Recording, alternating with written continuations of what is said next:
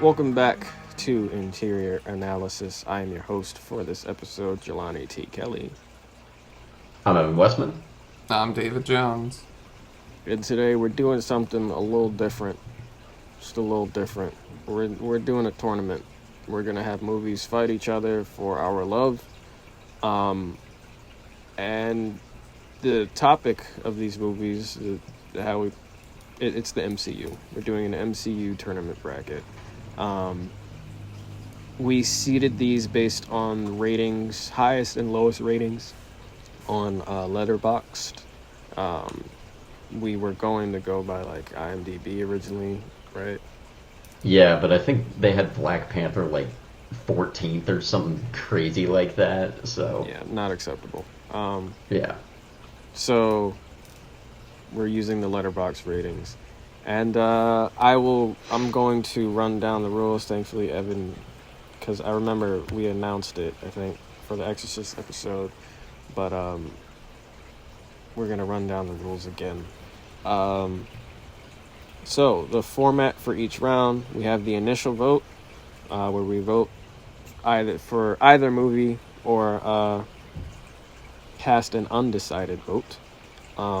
If unanimous, we take a minute to talk about the losing movie, then move on, because there's no point in talking about the winning movie if it's just going to move on right then and there.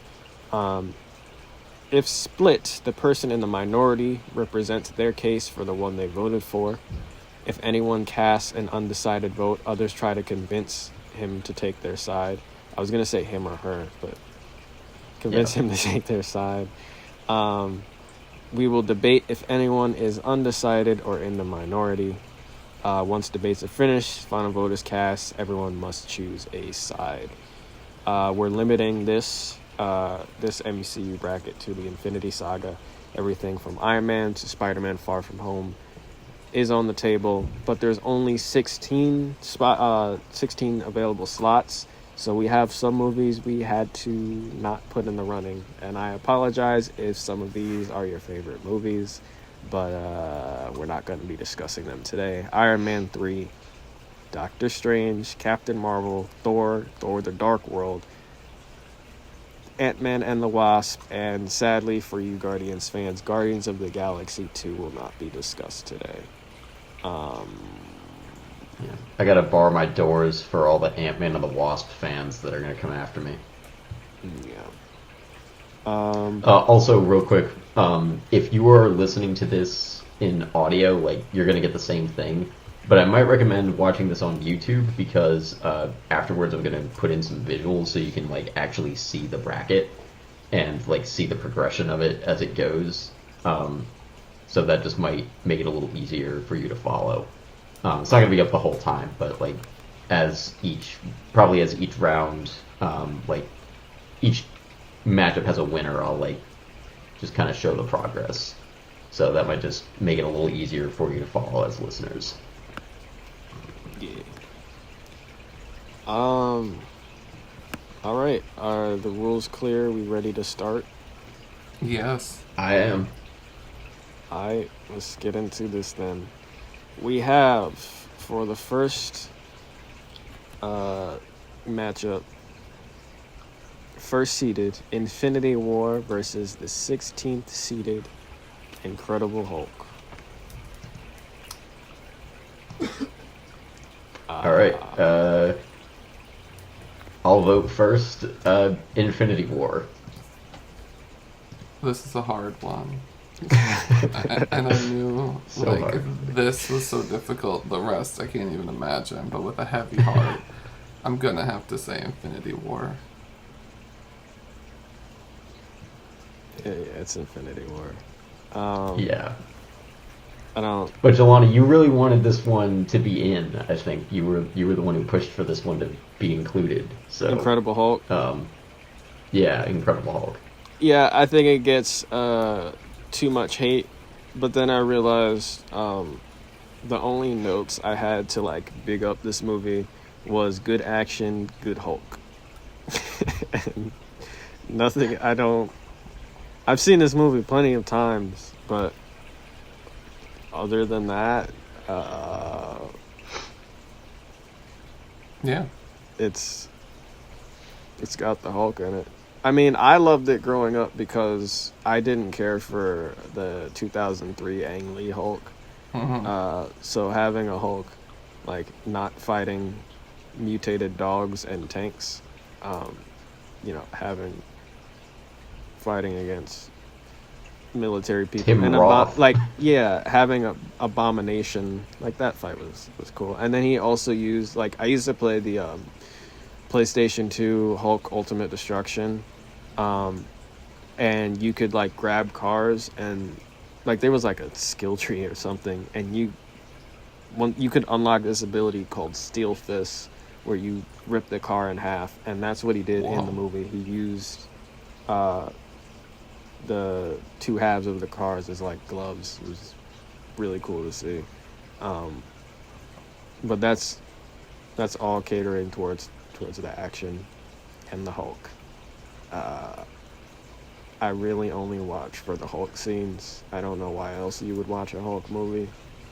It's certain. I would hope it's not to watch Bruce Banner be tortured. Well, went into this one for the Ed Norton of it all, but this is maybe the worst Ed Norton performance I've seen. So, like, I don't think I've seen him in anything else. Yeah, you have Glass Onion. Yeah. Oh, He does a good job in that. yeah. He's excellent in that. Yeah, Glass Onion. Up until that point, I'd only known Ed Norton for the Hulk. I know he's been in tons of movies, but it wasn't going to win. I voted for Infinity War myself too, so I just wanted to give the movie its flowers before it got killed off. Yeah, good Hulk. From Hulk. what I saw of it like 15 years ago, good Hulk. Mm-hmm. Yeah, I think I only saw it like maybe 2 or 3 years ago, and I forget most of it. Like, and I wanted to like it. I wanted to be like, maybe this will be like the underrated one. And like, I mean, Ed Norton, like, he's one of the actors. Like, if he's in it, that'll like pretty much get me in the seat. But like, just he's not. He's doing nothing. I'm gonna do something that is maybe stupid, and that people might not like, but I kind of found myself when coming up with notes for this, I was like, these movies are like beer. They're like different types of beer. So I came up with a different type of beer to compare each of these two. And for this one, I don't know if you guys have ever had sometimes at a bar they'll have like a thing called a citywide, where you can get a shot of something with a beer, and this is like that.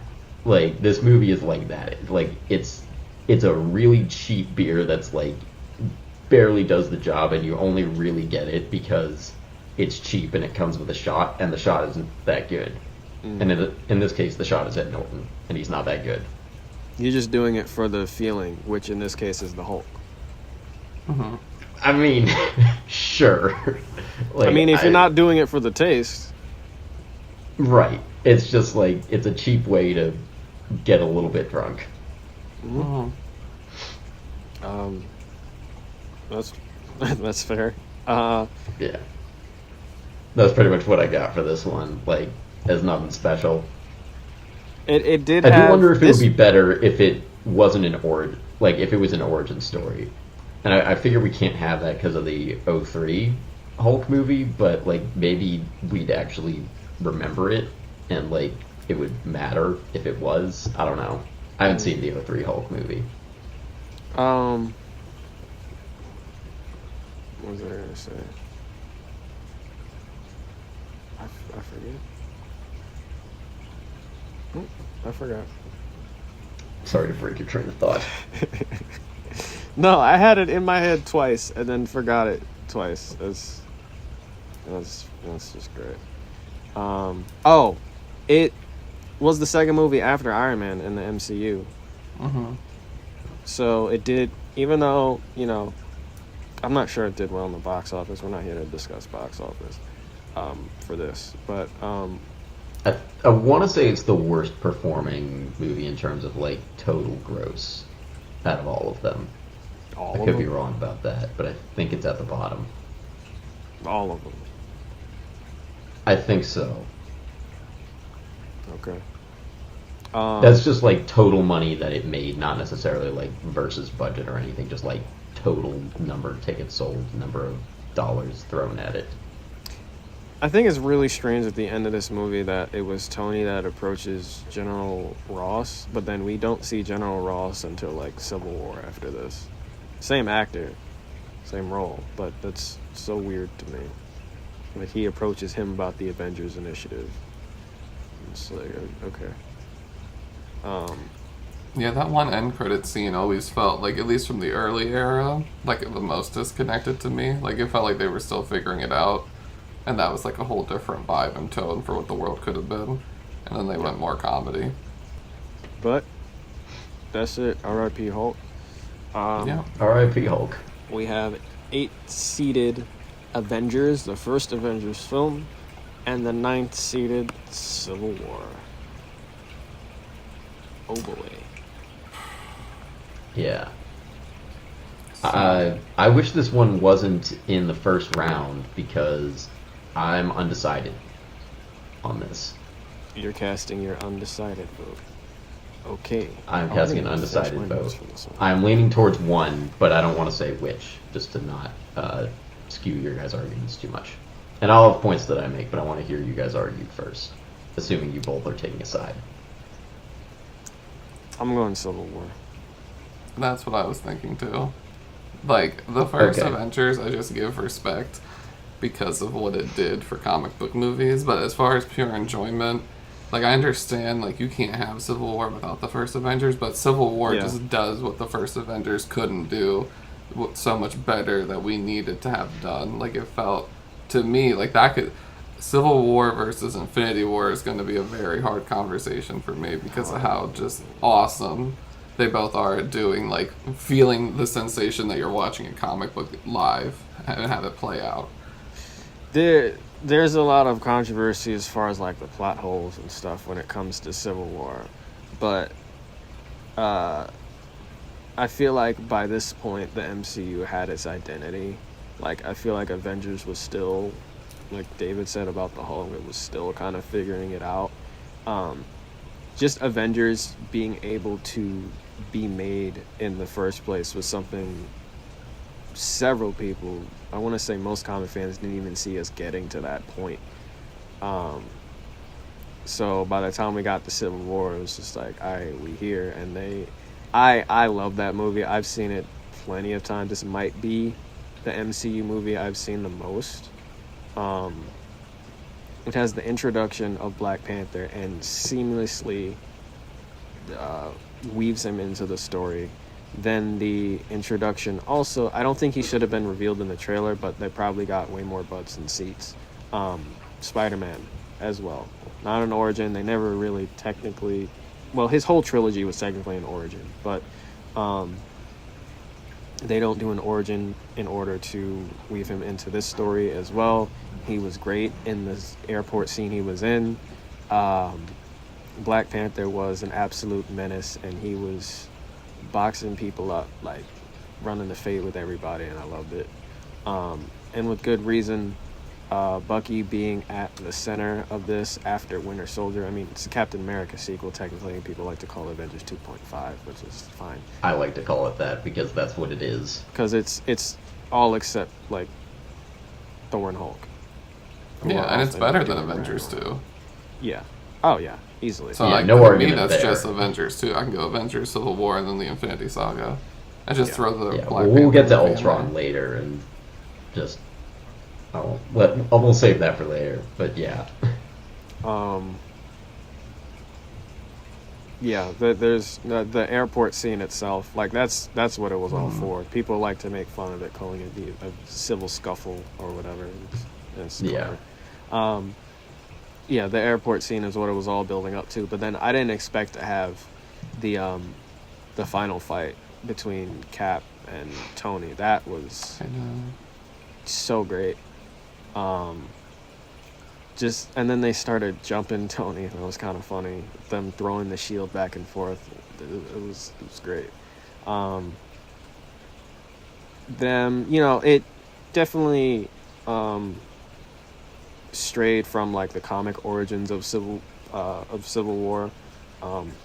because in the comics it's like it's the whole identity thing, but the MCU, they've been maskless the whole time, so that conflict really wouldn't make sense. So they went through the route of like the destruction and we need to be kept in check and all that. You've seen the movie, we've all seen the movie, but yeah, comparing it to the first Avengers, like which one would I rather go back and watch? It's Civil War every time. Well, I think that your last point there is why I think I'm actually going to switch my vote to Avengers, and I'm going to try to pull you guys with me, because I'll get into Civil War, but Avengers, despite like I think all of these movies are best the first time you watch them. I've never had one be more enjoyable. There's one that I appreciated more on rewatch, but I always enjoy them most first time. And granted, there's some nostalgia with Avengers 1 because I saw that. I think that may have been my first MCU movie. I don't know if I saw Iron Man before or after that. But I went to that in theaters and it was either the first or the second. And like I actually still enjoy revisiting. Like the Battle for New York is probably a top 5 MCU scene for me. I like there's some genuinely dope shots in that. And like the payoff of having all 6 of them working together finally is good. And like we've all probably seen the iconic group shot of them like a million times at this point, but like there's a reason it's a good shot. And I think partly like and this is something I'll probably get into more with some later movies that we talk about, but I think this is like the movie that is trying to be good in its soul. Like it is definitely at every point trying to be like, we're going to be something fresh, we're going to exceed audiences' expectations. And I think some of the later movies, even the crossover ones and even Civil War, are trying to keep the bar low so that they can keep hitting it. Whereas this, I think, was like the biggest raising the bar moment of this series. And it was like I think back when we did the decade recap podcast, Avengers 1 and Get Out were the 2 movies that got voted the most times as most influential movie of the decade.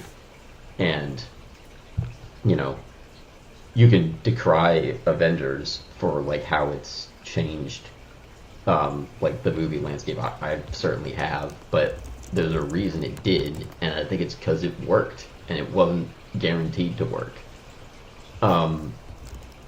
Also, for my beer comparison, Avengers is a Yingling lager. It is a perfectly fine beer that is a go-to crowd pleaser. Like, you know you're going to enjoy it every time. But it's nothing, like, incredible. For Civil War, like, so I don't know if I've pulled you guys over at all with that, but I find this movie so frustrating because the first half of it is my favorite MCU movie. Like when they're doing the Accords debate and the like olive branch scene with Tony, like those 2 scenes, those are top 5 MCU scenes. There's like finally a thematic debate that I'm actually really interested in. I don't know which side I would take in that debate, but then the second half they don't do anything with it because they just need to set up sequels and they have to do all the shit with Bucky that drags this movie down so hard, and I hate it. And like my biggest problem with it is like I think you just created the wrong plot and especially the wrong villain for this movie. Like I've heard people praise Zemo as like one of the better MCU villains.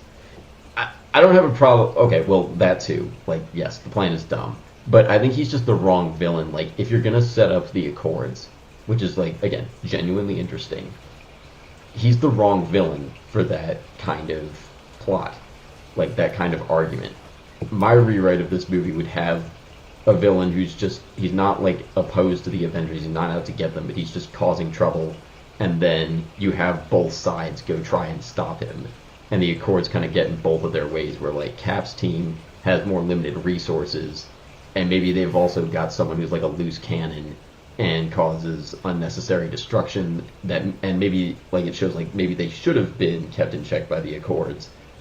And then on Tony's side, you have like more resources, but then maybe they're limited by the Accords in some way that doesn't let them like fully address the problem. And I don't care where you come out on that argument. You don't have to like pick a side by the end, but they don't even bother in this, and I find that so frustrating that they set this up as like such an interesting thing, and I'm like really leaning forward in those dialogue scenes, and then it's like, nope, we're just not going to do it. Also, there's a Dean Pelton cameo in this. I'm going to be shouting out all the Community cameos. Closing thought with the beer comparison. This is like a 4-pack of Murphy's Irish Porter that I got one time. On paper, I should like it, but by the end of it, I'm forcing myself through it, and I hate how long it's taking to finish. I don't know what that beer is. No, it's I just bought it one time at a store because I was like, this looks good, but it wasn't. Are you swayed, David? I mean, personally, I'm not. Just because for me, like, all of that stuff that, like, that's why I can't knock the first Avengers for how innovative it was. And I do agree that a lot of the sequels aren't trying to do much with it, but Civil War to me is not one of them. Like, to me, that is still within the shot of them running in and finally colliding was, like, insane to me. Like, I was waiting for that for so long from a comic perspective. And then having Spider-Man in the MCU was insane to me. And now Black Panther has just, like, is fighting an actual Avenger. And it's like someone just died in the first so many minutes. Like, it just felt so insane to me that I bought into all of it. Even if the second half does wane, like, there's just still so many moments in that, including the fight, like he was saying, in the airport, that and like the grabbing off the bike and that whole shot and how that all works and how practical it was. And Anthony and Joe Russo, like, they took all of their action from Winter Soldier and like perfected it with this one. It still has so many of my favorite moments that, like, Avengers has a few and you named most of them, but I get so much more joy from that one. Okay, the tracking shot in the Battle of New York where it goes through like all 6 of them. Come on, bro. That's like you're telling me anything in Civil War tops that. Yeah. Yeah. Bruv. Yeah. All right.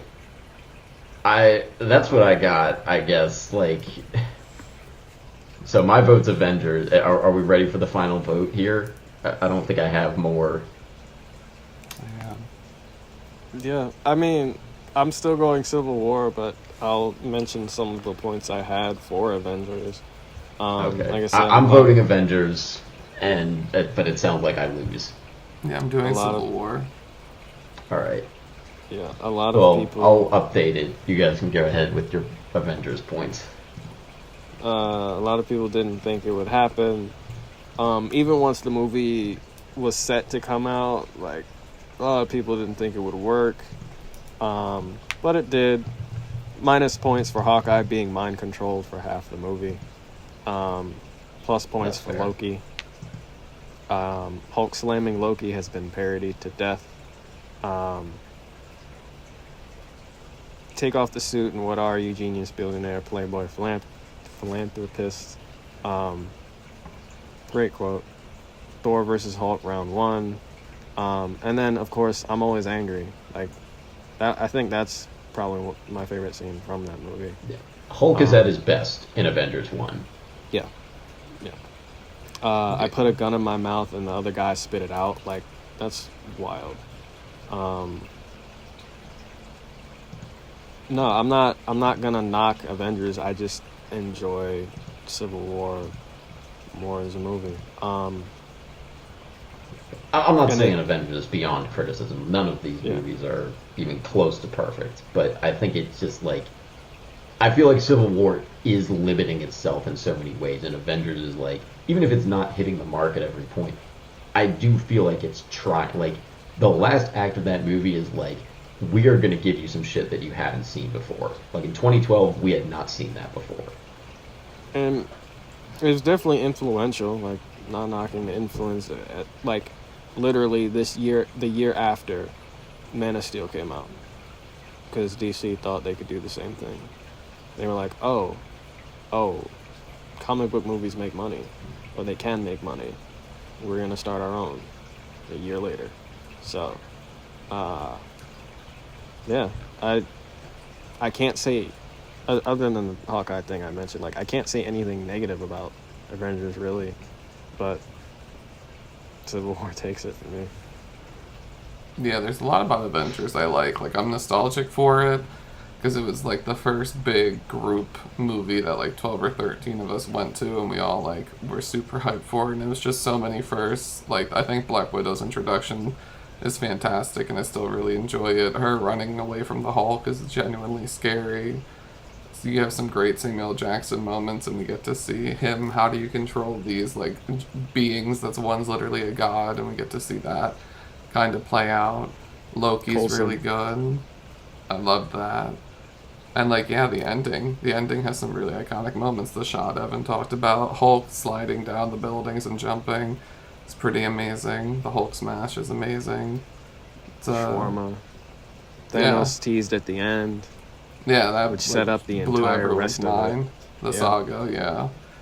And even, like, I kind of love the, and I feel like it's a moment that could read as a little bit cheesy, but just the, like, newscast they have after where, like, the world is, like, becoming Avengers fans, like, I kind of love that, and I don't feel like we have many moments like that in this series, where, like, you kind of see, like, how these are, like, inspiring figures. Like, I don't think there's many scenes that do that, and I kind of love that at the end. And then just, like, seeing all of them off. Also, Alan Silvestri's Avengers score fucking slaps. Like, I'm not going to deny that this day, any of these. It, like, a lot of the scores in these movies are very forgettable. Like, there have been videos made about, like, hum me one Avengers theme song, and, like, no one can do it. Like, one individual hero's theme song, and nobody can do it. Everyone knows the Avengers theme. Fair. Sorry, Valid I interrupted points. you, David. No, those are all very valid points, and I echo all of them. And yeah, the only last thing I would say that you guys already said is you can't deny its impact. Like, it changed how movies are made and movies are experienced forever, so. Yep. But Civil War takes that. Unfortunately, honestly, it sounds like you guys listed more strong points for Avengers, but whatever. I mean, there's more to discuss with Civil War, but it's moving on, so we'll save them. Okay. I kind of said everything I'm going to say with it, so I guess we'll see. Next. All right. I don't see this going the opposite of where I'm thinking, but we have the 5-seeded Winter Soldier versus the 12-seeded Ant-Man. Winter Soldier.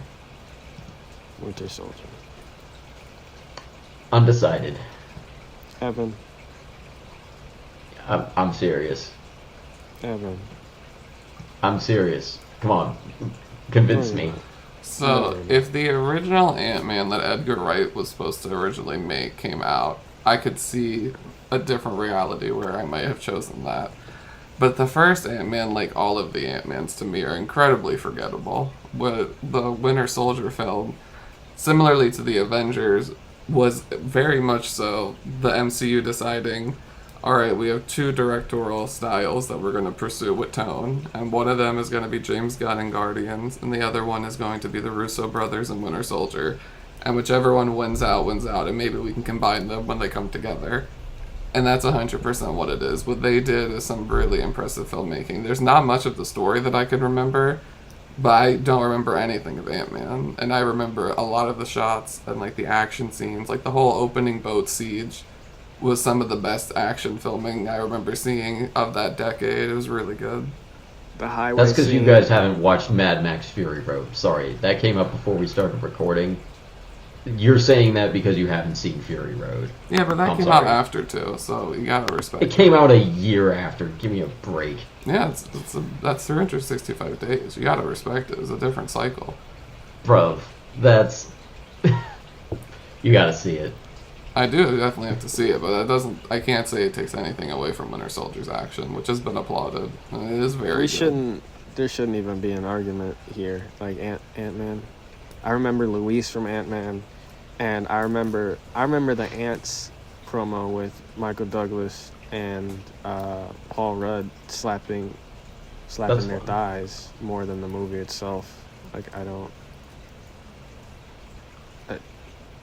it was a bald guy in it. Corey Stoll from House of Cards. Yep.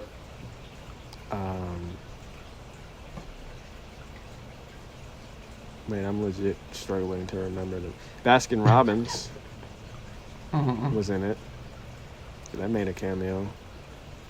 T.I. I remember the end fight is in like little girl's room for some time. Thomas the Train is in it. Shout out to Thomas. Yeah. So before I get into my points, David, I just want to like applaud your diagnosis there of like the Russos and James Gunn, because I'd never thought of that, but I think you are so right about that, where like their two styles are like the ones that kind of become dominant after like their two movies. That's kind of unlocking the series in a way I haven't before, or just like a way of looking at it. I am so glad Edgar Wright did not direct Ant-Man, because I would have hated to see. What is it? You would have voted for Ant-Man if you did. I don't know if I would have, because like I really hate it when, and Marvel is one of a couple of culprits of this. Disney live action remakes are probably a bigger culprit of it. I hate it when we get really interesting directors assigned to like these big studio movies, and then they get to do basically nothing. Like, why did Guy Ritchie make Aladdin? There is not an ounce of Guy Ritchie in that movie. Like, you could have had anyone do it, but for some, like, I feel like the same thing would have happened. Like, I'm glad Edgar Wright didn't direct this, for the same reason that I'm kind of disappointed that Greta Gerwig is making a Narnia movie. Because, like, she's a really interesting director, and I feel like she's just not going to be given the freedom to do much with a Narnia movie. I'm sure she'll do a fine job. But, like... Are they remaking Narnia? Mm-hmm. I don't know if it's sequels or not. She's been attached to some Narnia movie. I think they might be continuing from the ones they did before. Because I like the first one. Then I haven't seen them in years. No, they'll be completely separate. So it's not. It's not a sequel. It's not a remake. I mean, it very well could be a remake, but it's not connected to the original like movie series when we were growing up. Oh, okay. She announced like Jacob Elordi or whatever his name is. He's gonna be like Peter, or like the main kid, who's like the blonde hair bowl cut kid, the older brother.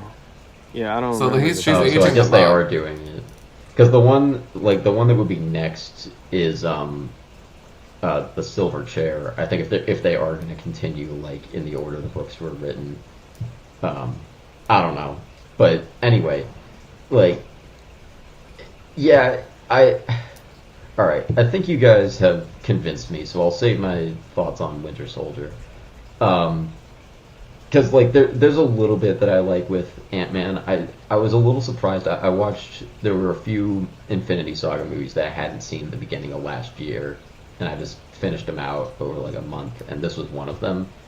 And I was like pleasantly surprised with it, because I kind of thought it would waste its premise, and there's an extent to which that's true. Like, I really want to see the Andrew Niccol version of this. For the uninitiated, that's Gattaca and In Time dude, and he wrote Truman Show also. I want to see him tackle this like sci-fi concept, because I feel like he would do better with it. And like, there's a few scenes that do this well, or like, you know, have some like genuinely creative like takes on it. But I think the thing that is holding this back the most is Scott Lang doesn't really have a character arc. Like, I don't really know who he is between. I haven't seen Quantum Mania, but I heard it was trash. And, like, between the other movies I've seen him in, like, I feel like we don't know that much about this guy, like, for all the time we've spent with him. And I don't think this is the worst offender of this, but I think Ant-Man marks a start of, like, a change in the origin stories where, like, between Ant-Man, Doctor Strange, and Captain Marvel, I feel like they aren't really focusing on the main character, like the hero that's being origin storied, and they're more focused on introducing like new elements like the Time Stone or the Quantum Realm or Skrulls and things like that. They're just like, all right, they're here. Here's like their abilities, and then that's kind of it. I have a couple more points, but if you guys wanted to add to that. I have no points for Ant-Man. Yeah, I don't recall it a lot, but I will say I agree. And I think like another part that showcases how weak Ant-Man's origin is like the timeline wise at least, he's still really new in Civil War, and like they're kind of trying to establish his dynamic and Black Panther's in the same movie, and Black Panther just having that singular movie to come in is way more compelling and interesting, and you already had a whole movie with Ant-Man, so there's no excuse to why we shouldn't be invested in this character already when that like vein opens. Like it might as well have been a post-credit scene. I feel like they could have done that. Are we good to move on? We have a lot. I had 2 more points for Ant-Man. Beer comparison, this is like a Miller High Life. It is a pleasant enough experience if I'm feeling in the mood for something cheap. But, you know, nothing amazing. Also, Luis's exposition scenes, like, I don't vibe with a lot of the MCU's humor. That works. Like, that's actually fun. And, like, that's a device that I feel like the comedic recap is something that I have come to really hate in a lot of other things, the way it's used. This is actually a good, like, the only version of it that I think is good. Also, name dropping, but I caddied for Michael Pena one time. Only patrons get to hear that story. I don't know if I've told you guys that, but I won't go into it now. But that happened.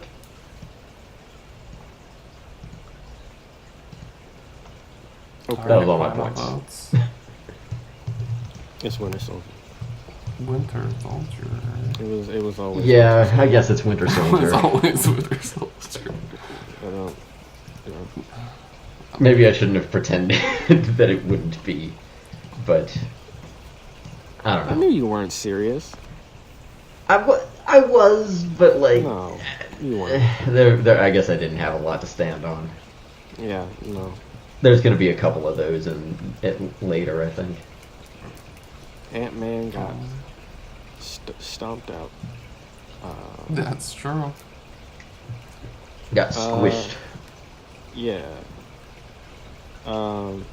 Okay. Next is Captain America, the First Avenger, the 13th seeded, versus the 4th seeded. I didn't know it was that high. Thor Ragnarok. The initial votes. It's Thor Ragnarok for me. Captain America for me. I really am undecided. Oh, interesting. This is the first tug of war we're going to have then. Okay. Jelani, I will give you first arguments then for opening statements. Nah, you go. Okay. All right. Well, I'll start with. I'll go positive. So, first Captain America movie. You can say that a lot of it is generic. It's a pretty basic origin story, but I think the first act of this movie might have the best character work in this entire series, aside from maybe Black Panther. Like, there's some really good characterization for Steve in this movie. For people who have watched our Spider-Man Before the Bite video, like, I think this is a really good version of that, where before Steve gets before the the serum, drugs. Steve before the roids. Like, but like it does that work where like we see why he is special and why he's heroic before there's anything physically special about him. And I don't think there's any other origin movie that really does that. Like, you could say Iron Man does, but he's kind of like uniquely capable already. Thor's a literal god, so there's no like before the bite moment for him.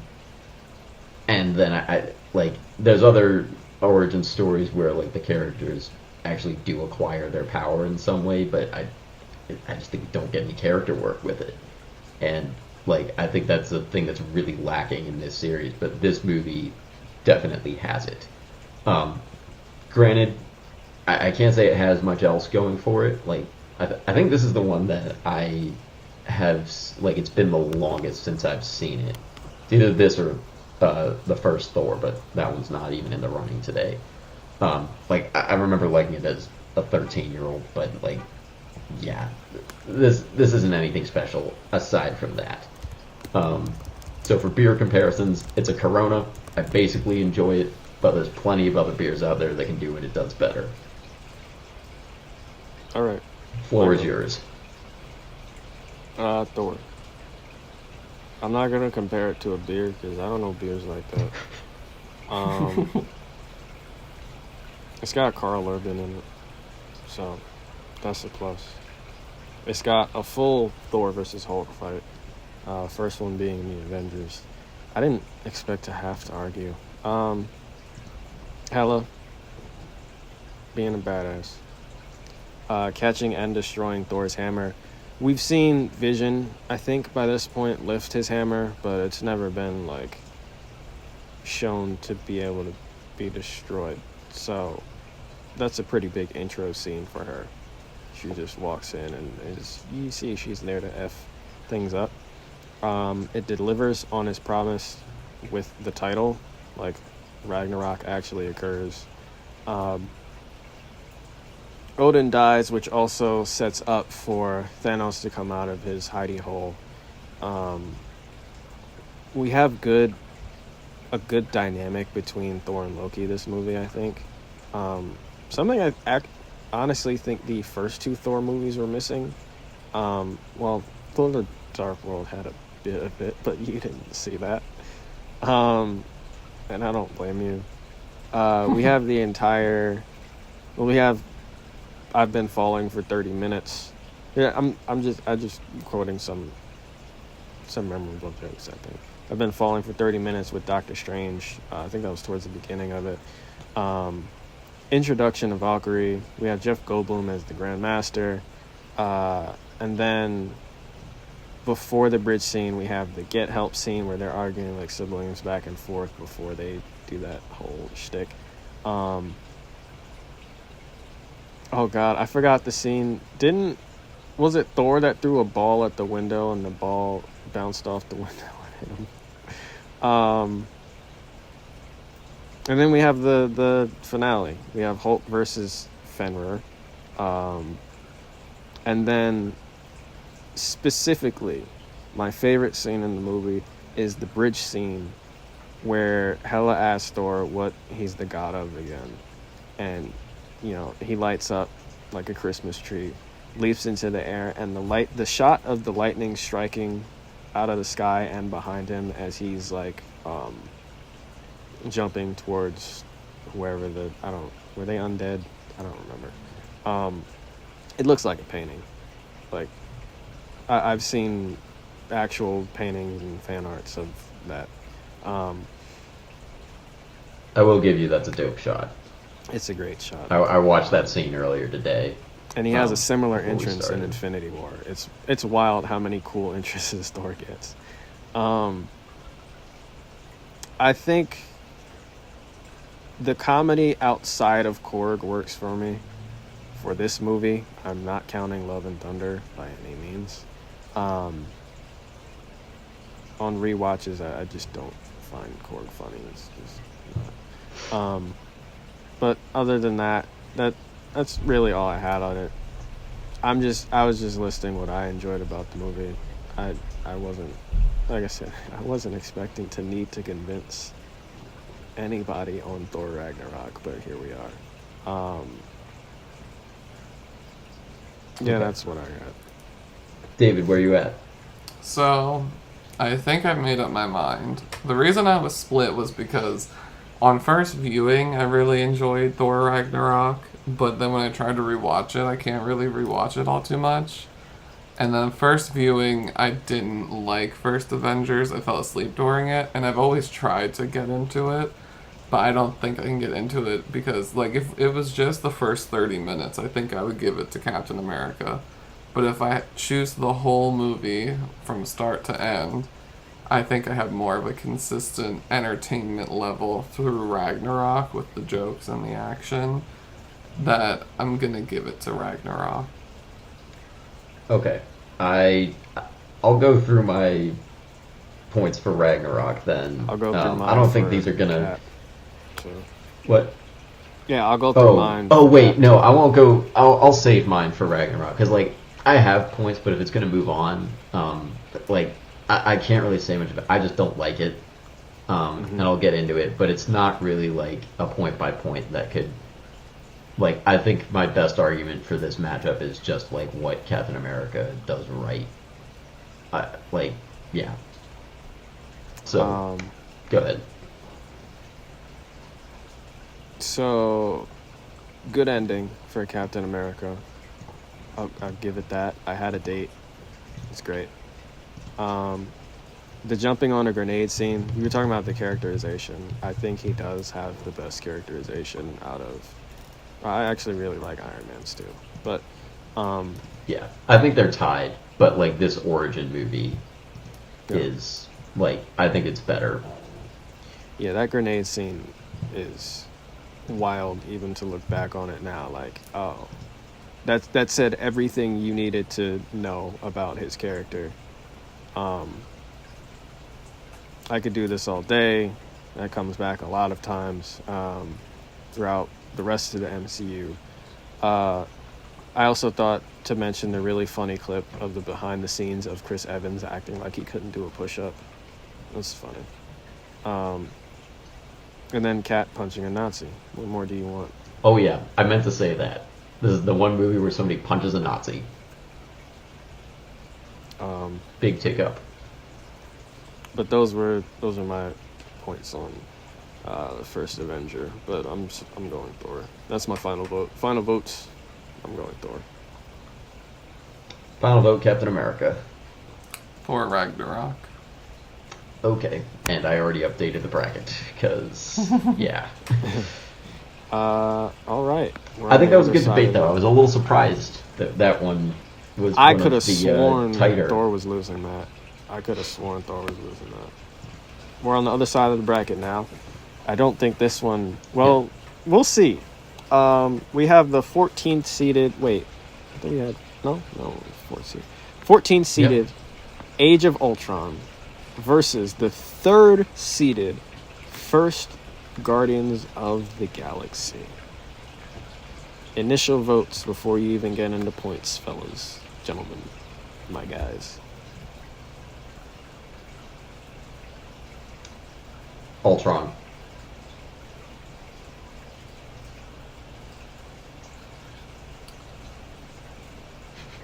Guardians.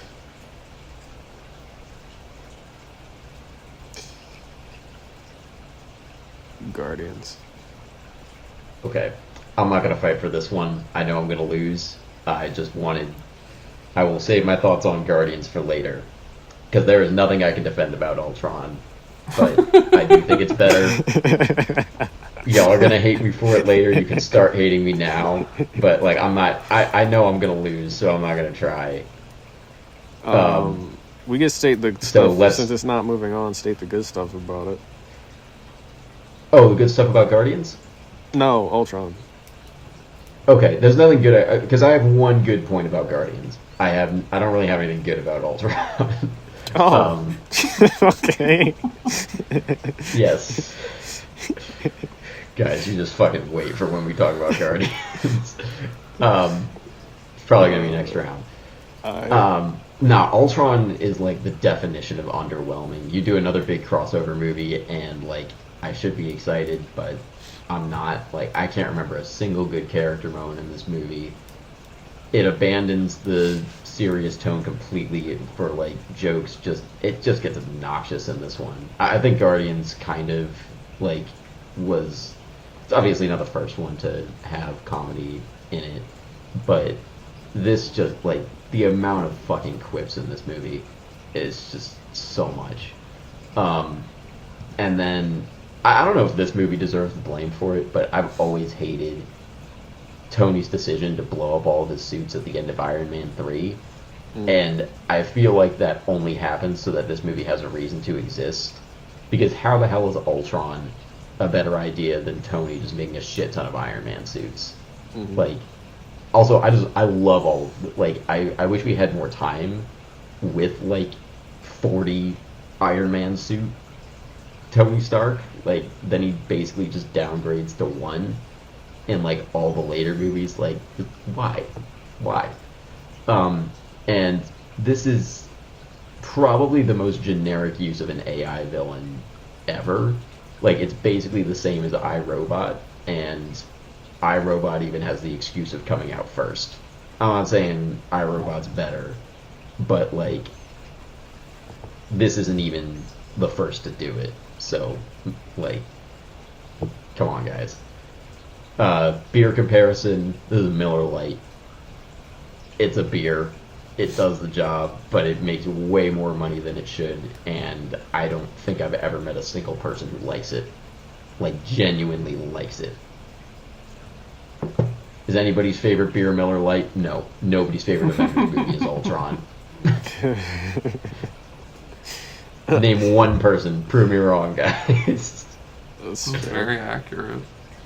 Yeah, my positives from this movie are the opening fight scene, and then just the camaraderie, like trying to lift Thor hammer scene. That was like, I wish there was some moments where, especially if it was more serious like the first Avengers, the juxtaposition, the contrast would have been stronger of them like having some downtime and just being friends, but that never really comes back.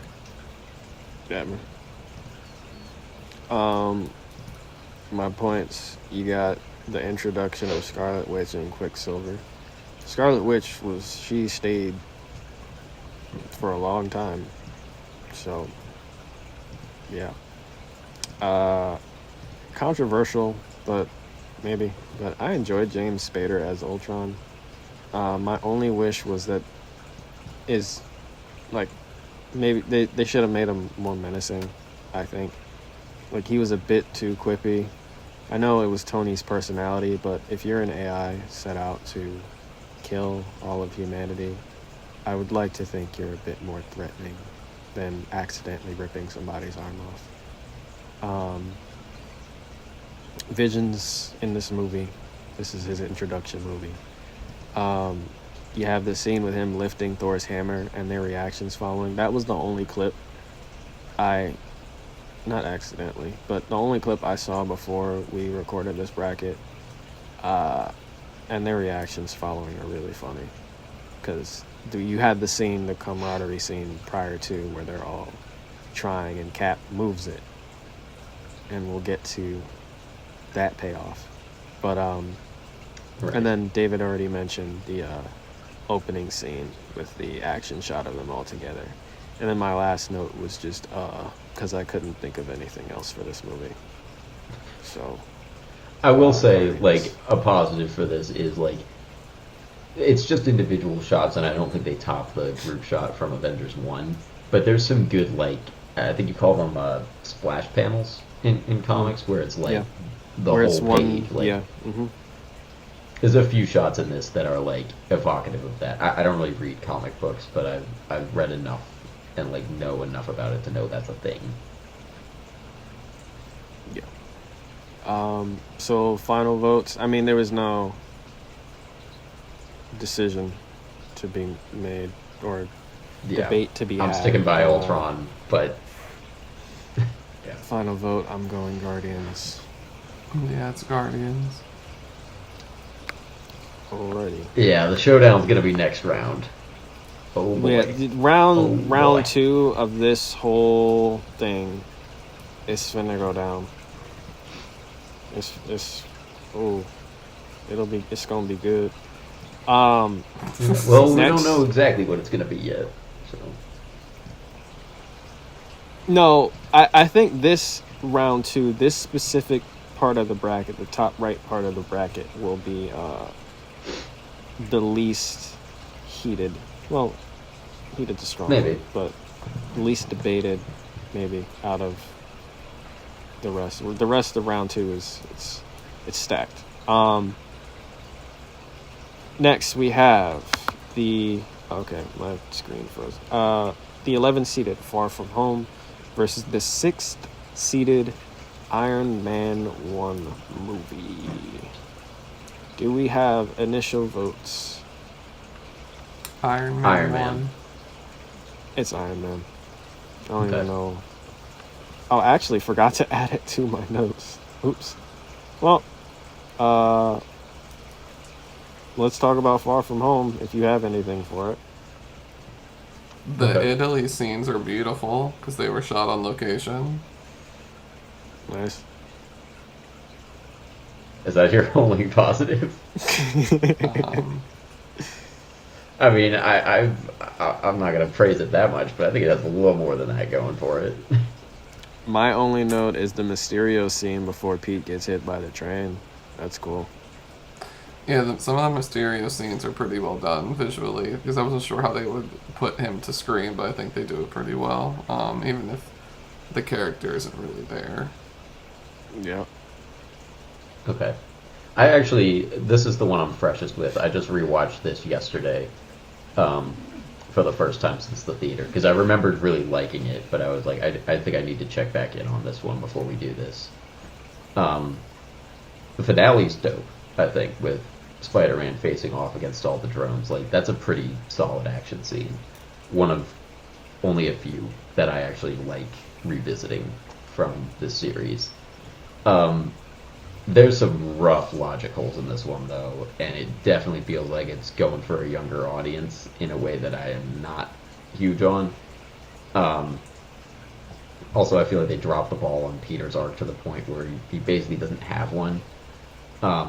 This is less of a criticism of this movie and more of like, maybe I should say this for Homecoming, but I think like Tom Holland plays Spider-Man well, but I think the need to fit all of his stories into the continuity of the MCU really limits how much they can develop him as a character. Like, definitely this one, and even more so in No Way Home, I feel like every decision that he makes is really just trying to like get the bigger like timeline to where it needs to go. Like they haven't really been able to lock down like who he is, and they have him do dumb things just so they can, get Toby and Andrew back. And granted, worthwhile payoff, but like I think that's a weakness of these. And then Jake Gyllenhaal, I love him, but he is so much better than this role. Like, after the reveal that he's the bad guy, he's such a mustache twirler, and I just kind of hate watching him. Because he's good, like, he's doing a fine performance, but, like, he's just so much better than this. The whole, like, questioning reality thing with Mysterio, though, is pretty good. Like, in a power sense, I think he's a cool villain, but I wish they just had him in a not MCU movie, because I think they could have, like, actually done a cool arc for Peter, and, like, done some more with that in a way that, like, I think there's some cool themes to explore with that they just don't really bother with. Evan, also, did you know? Go ahead. Did you know that in the original Raimi movies, Bruce Campbell was supposed to be Mysterio? I know that because you told me. a while ago. I think I didn't before that. Well, now you remember. Again. You're welcome. Keep that in the forefront of your mind. It helps Frontal maintain lobe. the illusion. It helps maintain the illusion, yes. He would have killed him. But this is a French restaurant, no? So what beers are these?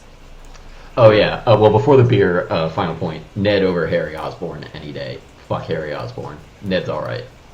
Oh, also Is it the Peter MJ relationship in this one, I forget for Homecoming, but like it's genuinely cute in this. Like I think they actually like have some really good chemistry, which I kind of forgot about from the first time. But rewatching it yesterday, I was like, yeah, I ship them. Which I can't say for I think almost any other MCU couple, because wow, is there no development. This is a Victory Fall Fest beer. I mostly enjoy the experience. There's a few flavors I like and a few that I don't, and I don't really mix, but like, yeah, I'll enjoy drinking it, basically. They're both the same beer? No, it's one beer. A Victory Fall Fest beer. You're saying Far From Home is that beer? Yes. Okay. I don't know what that beer is either. Me either.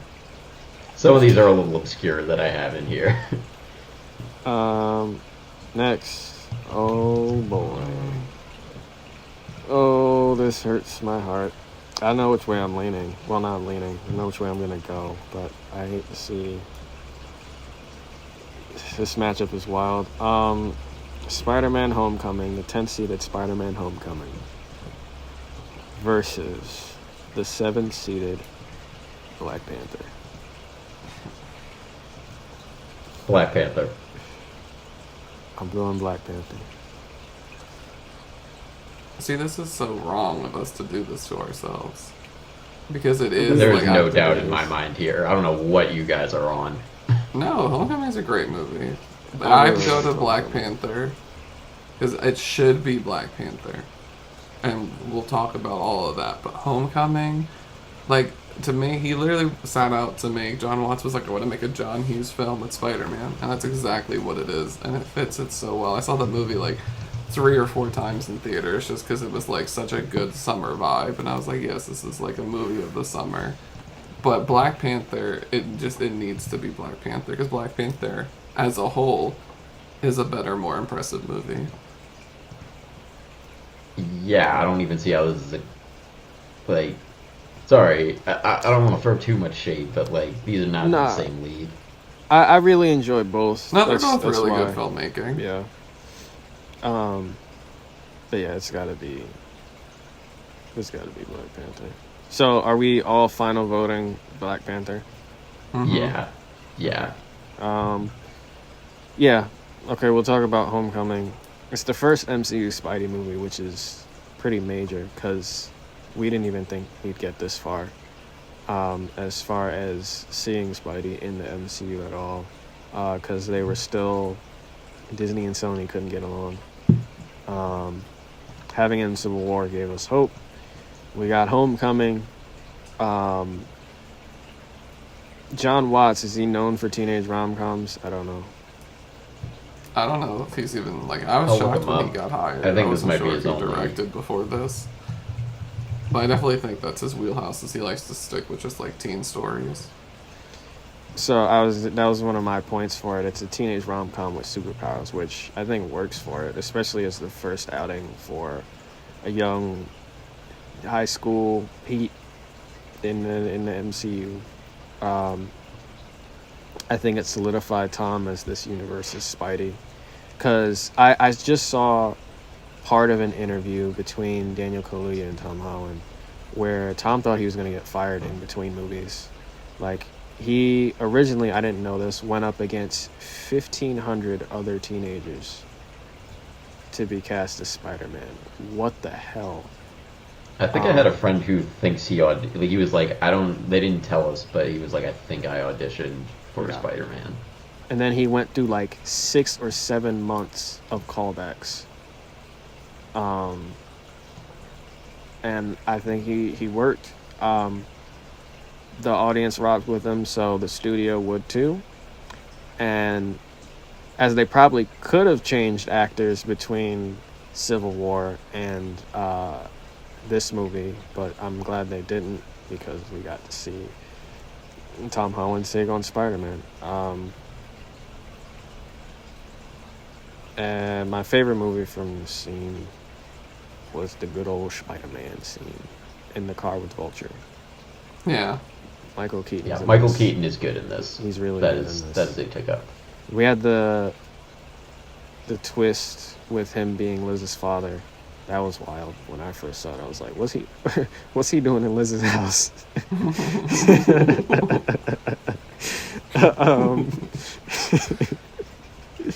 I mean, I'd be excited if Michael Keaton was in my house. But yeah, I enjoyed the movie. Him trying to swing through the suburbs and not having anything to swing onto, there's not much bad I can really say about this movie. So I'm gonna keep it to good. But Black Panther takes it. Yeah, my positive takeaways from this would be the Michael Keaton stuff's fantastic. The door opening, I was so already just invested into the characters, I wasn't even thinking about the plots when he opened the door. I was like, oh, this is going to be fun. I think the John Hughes teen rom-com of it all is really successful and works for me. That's what I meant. I said John Watts. I don't know. Well, that's the director. Yeah. Oh. Okay. Yeah, but he's totally, because he even told them, like, watch Pretty in Pink, watch The Breakfast Club, watch these films, because that's what I meant by it. Okay, that's what I meant. It's John Hughes, not John Watts, known for making. Oh yeah, John Hughes for sure, and he loves writing in kid POV. Okay, and I found that all really good. It's hard, like Jelani was saying, like Spider-Man is the most lucrative and famous Marvel Comics character of all time, and he's the most beloved, so you have to get him right. And they really did get him right. I thought the Ned stuff was successful. I think that we got some good Tony stuff. They've tried really hard to use Doctor Strange now as this character to come in at different points to talk about things and kind of help with the story or the character, and it didn't work as well. But with Tony in the first one, it actually does work, and even Tony gets some payoff with like the if you're nothing without the suit, you shouldn't have it, and that's like one of his most famous lines now. And there's a lot good to this movie. Yeah. Evan? It's mid. Sorry, like maybe I should have rewatched this one, but like there's Michael Keaton, Tom Holland's a perfectly good Spider-Man actor, but again, like I think I'm just missing that investment in him, and we don't need another Spider-Man origin story at this point. Like I think it's fine they dropped him in, but like, what is this movie here to do? Like it's setting up that Tony has more Spider-Man suits for him. Like, could we have just waited until after Endgame to have his first solo movie, and then maybe like actually like learn who this Spider-Man is? Like, I feel like maybe that's a better move. Maybe it was a rights thing. Maybe they had to do it. I'm not saying it needed to, like, in itself. Maybe it didn't need to do more in the Infinity Saga story, but like it is pretty skippable. And like I hear what you guys are saying. Personally, I think this just should have been better as its own thing, and this is going to be one of maybe two opinions that's going to get me canceled on this one. I'd rather watch Amazing Spider-Man 2 any day. Fucking shoot me. This is a Bud Light wine. It postures itself as being fun and summery, and like, sure, technically yes, but it is definitely not as good as it thinks it is, and there is way better out there. Wow. I hope he riles you up, fan base. Let him have it. Let him know. That is a take. That is one of the takes of all time, Evan. Okay, the highs of Amazing Spider-Man 2, though, like, pretty damn high. There's no high in this movie. Shout out Donald Glover, Uncle Aaron. Oh yeah, sorry, Troy cameo. Oh yeah. Yep. The car scene. Although again, ice cream. Massive waste of Donald Glover. Like, yeah, one of the most charismatic people of all time, and then they just have him be some guy. No, he's Uncle Aaron. Yeah, but like his character in this movie, he's just like you could have had anyone do that. Like, you have Donald Glover, and you just have him be a fucking extra. No. Come fix this. His delivery of that is... Okay. Well, if that's it for Homecoming, we gotta move on to probably... I don't think there's going to be a hotter debate in this tournament other than this one. Oh yeah, the one you've all been waiting for.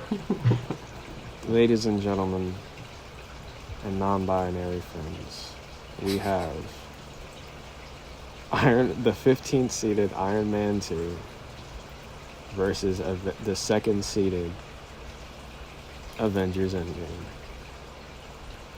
Fellas, The upset. let me know your thoughts. Iron really Man 2. seeing David thinking. I'm kidding. I think it has to be Endgame. It's Endgame. It has to be. I literally texted Joel, like, I texted you guys earlier. I was like, should Iron Man 2 even be in this? Like, is there a better one that we could sub out? No. Not for this to be a good tournament. There's no upset here. There's nothing to discuss. Yeah, the one part of Iron Man 2 that I remember that sticks out to me is the opening, like, racetrack scene. And that was when they were still doing some practical effects, so it looks good at times and stuff, but that's really it. You have Don Don't know what else Cheadle. happens in that movie. Yeah. Don Cheadle recast as Rhodey. I'm here. Let's, deal with it, or whatever he says. Elon Musk is in it. And then I want my board. That's it. Yeah, like, there's some fun suit assembly in this. And there is a little bit of character work for Tony Stark in this. I can give it that. But he's really dumb in this. There's a lot of dumb things. It's also And Black Sam Rockwell's Widow's fun. Black Widow's intro. Yeah. And This was Jon their first Favreau's movie. apologized for it, so that should tell you everything. Yeah, one of my notes for this was that, like, He apologized the for way the movie? For her intro and characterization in the movie. Oof. Yeah, I think the way they over-sexualize her in this movie, like, I think it's part of why the series kind of never figures out what to do with Black Widow. And, like, this, I don't think you can solely blame Iron Man 2 for it. And good on Jon Favreau for, coming out and apologizing. I didn't know about that. But, I think, they could have found their footing with her in other movies, and I don't think they ever do, but this was like a rough start. For beer comparisons, this is a Kona Blonde Ale. I respect that it's trying for something a little different, and a lot of it doesn't work, but there's enough that's, like, okay here that it's not a decidedly bad time. I'm going to assume beer drinkers know what the hell you're talking about. It's not a super well-known beer. It's one, like, it's a Hawaiian brewing company, so my parents had some of it when I visited them in Hawaii. Okay. But I think you can get it other places. It's not my favorite. I've just, like, they had it in the house, so I've tried it. All right. Well, And that is round one. yep. Sorry, Iron Man 2. There was so much to say about R.I.P. it. It's gonna get interesting. Now things get interesting. Round two. Kicking off round two, we have two war movies. We have Infinity War, Avengers Infinity War versus Captain America Civil War. Who wants to kick off the initial vote? I don't know if there's debate to be had here still. Infinity War. Undecided. It's Infinity War. David, what did you say? Infinity War. Okay. All right, pull me over. So I don't think it's gonna be that hard, but Yeah. yeah, to me, like, there is a lot connected from Civil War to Infinity War, because that's the last time we see Cap, and will now be the first time we see Cap, and we're kind of continuing that storyline of the brothers breaking up, and now they have to kind of heal to come back together. And pretty much all the stuff that I enjoyed that they set up but didn't fully pay off in Civil War came back to be paid off in Infinity War, and it was just some of I don't remember another 3-hour movie that I went to that once I sat down, the pacing was just so go, go, go that I didn't even like notice the time go by until the film was over. It's an insane feat for superhero movies because it's one of the few, if not the first, where the villain wins. And that's really important, and I think it left people with like a somber feeling, especially for Marvel movies. That comfort was pulled out from under them.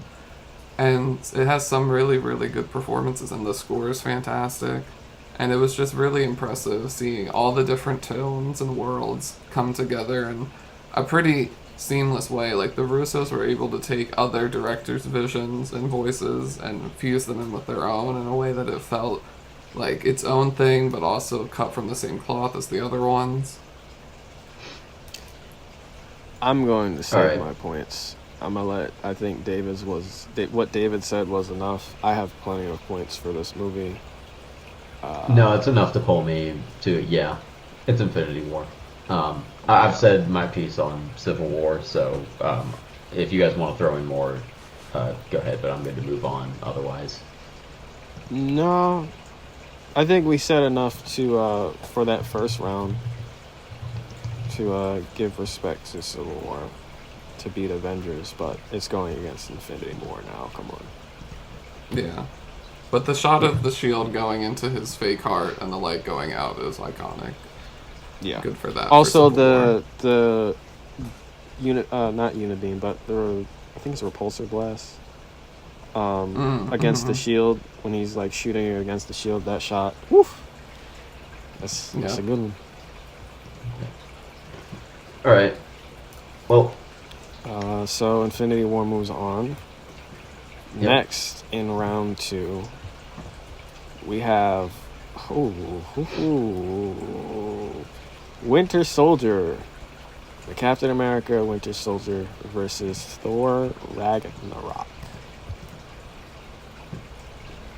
Initial votes before we even start discussing, if there's a discussion to be had. Winter Soldier. Winter Soldier. I'm going Winter Soldier too. Okay. It was actually just. I on wasn't sure TV where you guys yesterday. would land there. No, I'm going Winter Soldier. There's just way more good to be said about this movie. I didn't even I don't remember the first time I saw it, but going back, I heard somebody describe it as a spy movie, and then once I saw it like the second time in Armor, I was like, wow, this is really well done. It just so happens to be like a spy movie with superheroes in it. We'll discuss it in further rounds, but it's really good. Yeah, I mean, in order to argue Thor Ragnarok in the first round, I already exhausted all of my positive points for it. So, if you guys have anything else for Thor Ragnarok, now's your time. Kate Blanchett, she plays the villain, right? Hella, yeah. Yeah, she's good. It's a vibe. That'll you got. There's a shot of her like looking down at Taika Waititi as he's like showing her something. Like it's very meme-worthy. Well, it is a meme, but it's funny. And the end credit scene, like leading us right into Infinity War with the ship eclipsing them. That was also really an interesting time.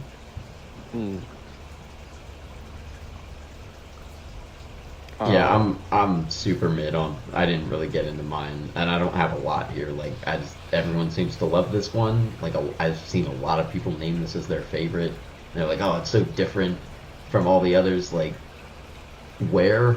Sorry, I don't really see it. Like, I guess, but like, I don't know. this is maybe a good time to pull out an analogy that I like to make with the MCU, and namely, and like, I'm not calling either of you guys out here with this because I know you guys are not these people, but I feel like there is a type of person that has emerged in like since this series became big, where it's like people who basically only watch like MCU movies and like it's not like just that, but like it's pretty much that, and then like just other big tentpole movies. And I feel like this movie is evidence of, if all you eat is boxed Kraft mac and cheese, fettuccine Alfredo is going to taste amazing to you. It's not really like that groundbreaking of a meal, but it feels that way if it's all you know. And I think Thor Ragnarok and Civil War, I think, is this too. Like, they're fettuccine Alfredo.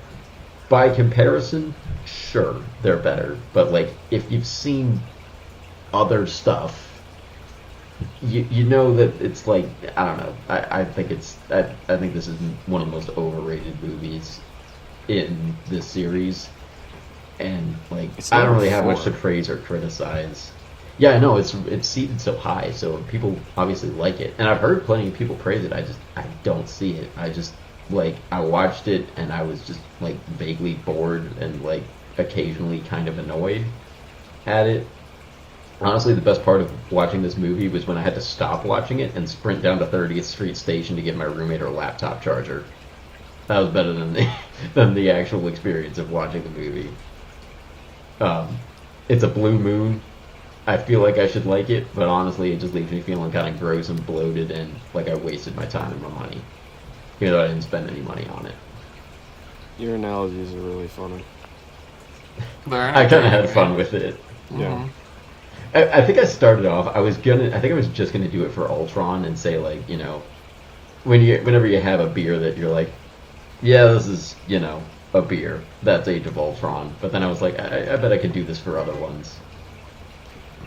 Calling the MCU Kraft mac and cheese and calling the non-mid MCU movies fettuccine Alfredo. Yeah. Okay. I think there's a couple that ascend a little bit higher than fettuccine Alfredo. But like, I get so frustrated. Like, and again, I like stuff about Civil War, but I feel like one of the most frustrating conversations that I have like every couple of months when I like meet someone and they're like, "Oh, you're into movies," and they're like, "Oh, I love the MCU," and I'll just be like, "Okay," and I'm like, I don't want to say like, I don't want to go in like I am today on my opinions, because I'm like, well, I don't have to alienate these people, or like I had a roommate for a minute, and you know, perfectly nice person, but she had very generic taste, and she is like I shouldn't call her out specifically because like there's a lot of people like this, but they'll just be like, oh yeah, Civil War is like really different. I'm like, yeah, if you've never seen anything else that doesn't have Chris Evans in it. If you've seen fucking like any spy movie or like any journalism movie, you're like, fuck out of here, man. Like, there's way better than that out there. And I'm not like, again, there's good stuff in that movie, but like, I feel like those people who are like solely MCU fans think it's like the highest art out there. And I think it's just because, you know, it's all they eat is Kraft mac and cheese. Like, they don't know that better is out there because they haven't tried it. I'm sorry if anyone listening is called out by that, but I'm actually not that sorry, because I think just like, you know, if you enjoy these, I don't want to take that away from you, but expand your horizons, please. There's better than this out there. Who put Iron Man 2 over Endgame in the Excel? Evan? Wait, did I? That was an accident. Evan. That's really funny. I'm sorry, that was completely by accident. I do know someone though who's like that exact viewer who put the vote in for Thor Ragnarok to be that high, because he does only watch MCU content. His mom and his brother also only watch MCU content, and his favorite's Thor Ragnarok. Yeah, that's fettuccine Alfredo. And that could be your favorite meal. Like, if you tried other stuff and you come back to like fettuccine Alfredo is a perfectly fine meal to enjoy. but try other things, please. What's your favorite meal, Evan? Oh, I don't know. Off the top. Nah, you gotta give us a favorite meal if you want to talk shit about fettuccine alfredo. I'm not talking shit about fettuccine alfredo. Sometimes I'm in the mood for fettuccine alfredo. I've had good ones, but like I just like comparing it because like Kraft mac and cheese I feel like is one of the most like just basic, like everyone's had it, like crowd pleaser, like kid taste bud meals, and fettuccine alfredo is like the step up from that. Yeah, I tried That, like, Kraft mac and cheese like a year ago. It's not good. I don't like it. No. My taste buds Maybe- have 1,000 billion% changed. I remember used to loving it as a kid, but it is not good. Yeah, and I don't fault people for like occasionally I'm in the mood for Kraft mac and cheese, and I don't fault anyone who is. And if you know what, if you are 35 and Kraft mac and cheese is your favorite meal, that's fine.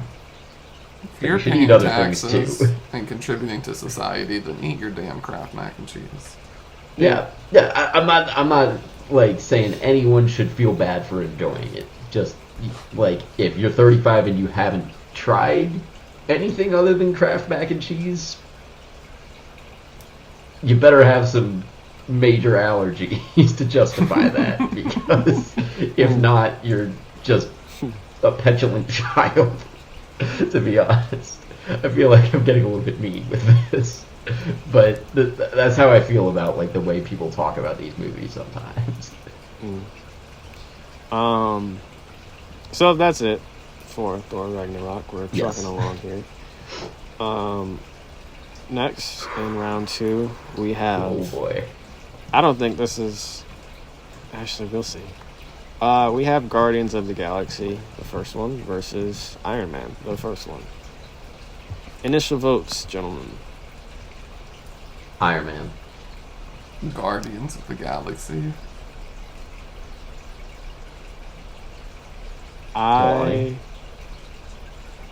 I know which way I'm leaning, so I'm gonna go undecided to have y'all just debate it. Oh, it's gonna get juicy.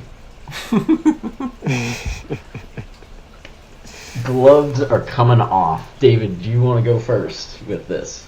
Sure, I can go first. So, for me, the pros from Iron Man are the first half of the movie. I don't really follow into the second half, but I do think there's a lot of really good stuff within him supplying war and weapons and kind of making his money that way to being the person to stop it. I think there's a lot of good character work. I think it has a great opening shot of just the close-up of the hand on the whiskey as they drive through the desert.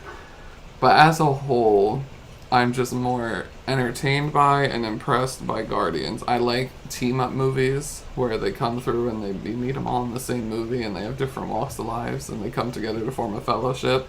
I also like heist movies. This kind of satisfies both those itches. And I also find it impressive from the MCU because this was their first real step into like out there sci-fi, like not just a little suspension of disbelief because Tony Stark is going to build this incredible technology, but really high sci-fi concepts of different worlds and planets and alien species.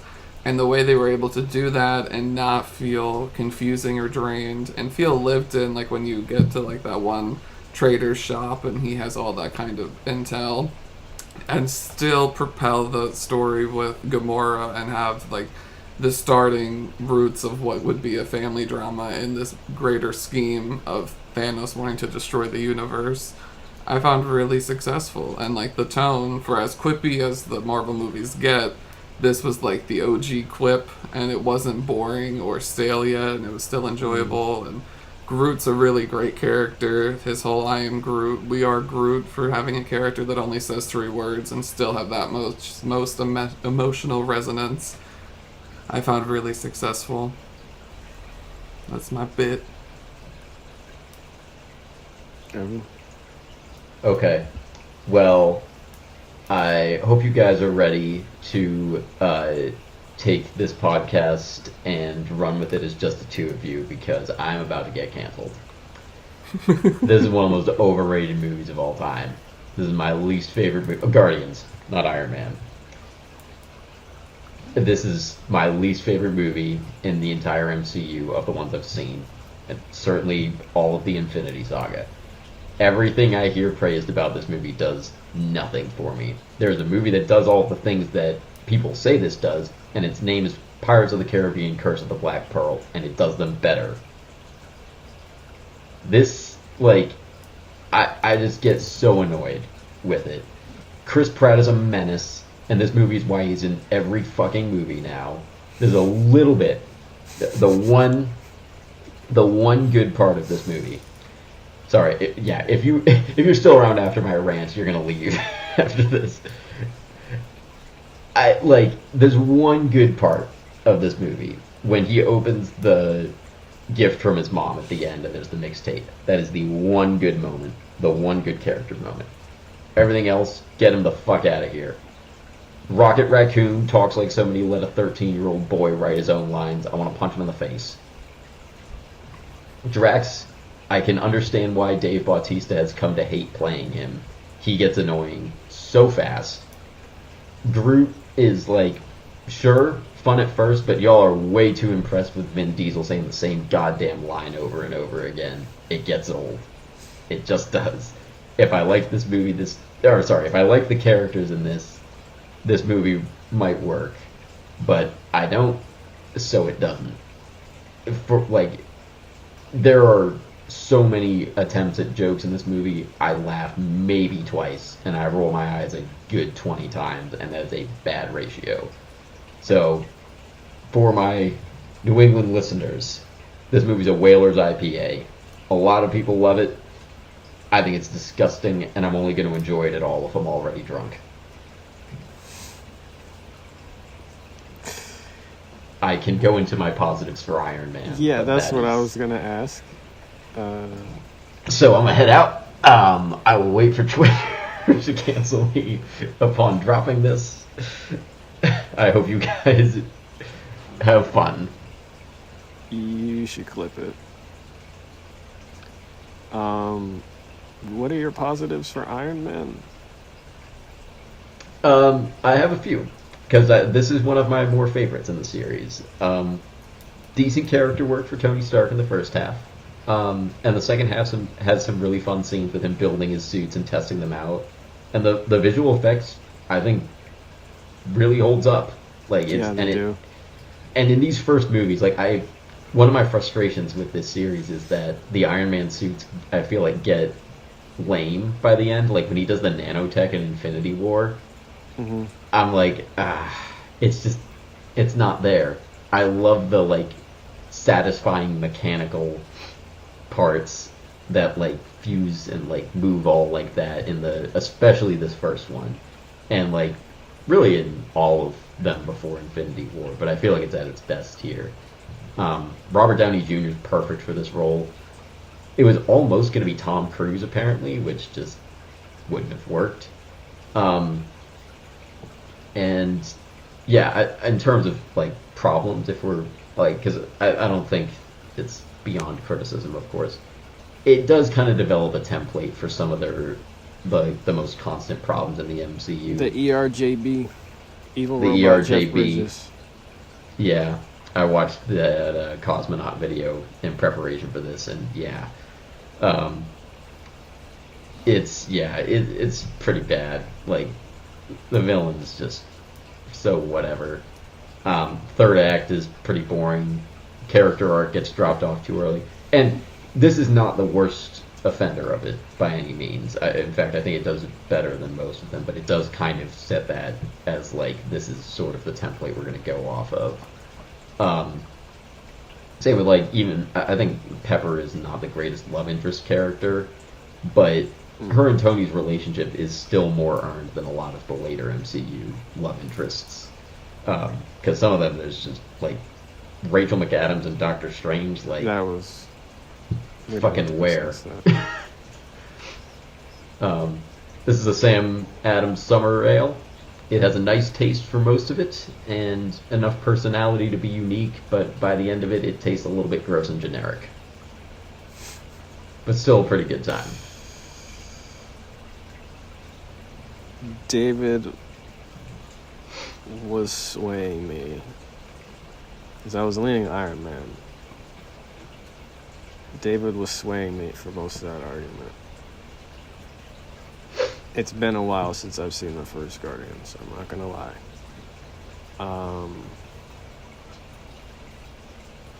He made some great points. That movie ended with a dance battle. Can't forget that. But it had a good jailbreak scene. I love a good jailbreak scene. This movie, in concept, was not supposed to work either, because, like you said, it's high sci-fi concepts. We're not on Earth for, I don't think, any of this movie. Maybe the beginning when his mom is passing, right? Yeah, and then he gets taken. Yeah. It's James Gunn. He sets the other tone that you discussed against the Russo's tone. James Gunn, loves throwing heroes together that shouldn't work, but makes them work. And he did a great job with this. I'm going to go through some of my points, too, to see if I can convince myself. With this working, it set the groundwork that Marvel could get crazier with some of the comic concepts. So with us as an audience accepting a ragtag group of aliens in space doing stuff, they can lean into aliens some more. And I'm sure they were a little scared with how far they had come from the more grounded Iron Man, which is ironic that it's up against Iron Man. This was after Avengers already had aliens, and technically Thor and the Norse gods are aliens. Yeah. So for the first Iron Man, what did I have? Did I forget? Oh, that was the one I forgot to write about. Yeah. The effects still hold up. I really do enjoy the first half of that movie. It did start a couple of bad trends in the MCU, specifically evil robot Jeff Bridges. There's one of those in Ant-Man. But you can't tell me the villain in Guardians is better.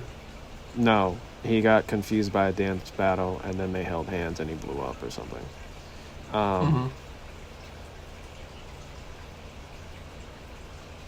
I really do love the suit building scenes. I can recall the cam footage where he shoots himself up into the ceiling. Gosh.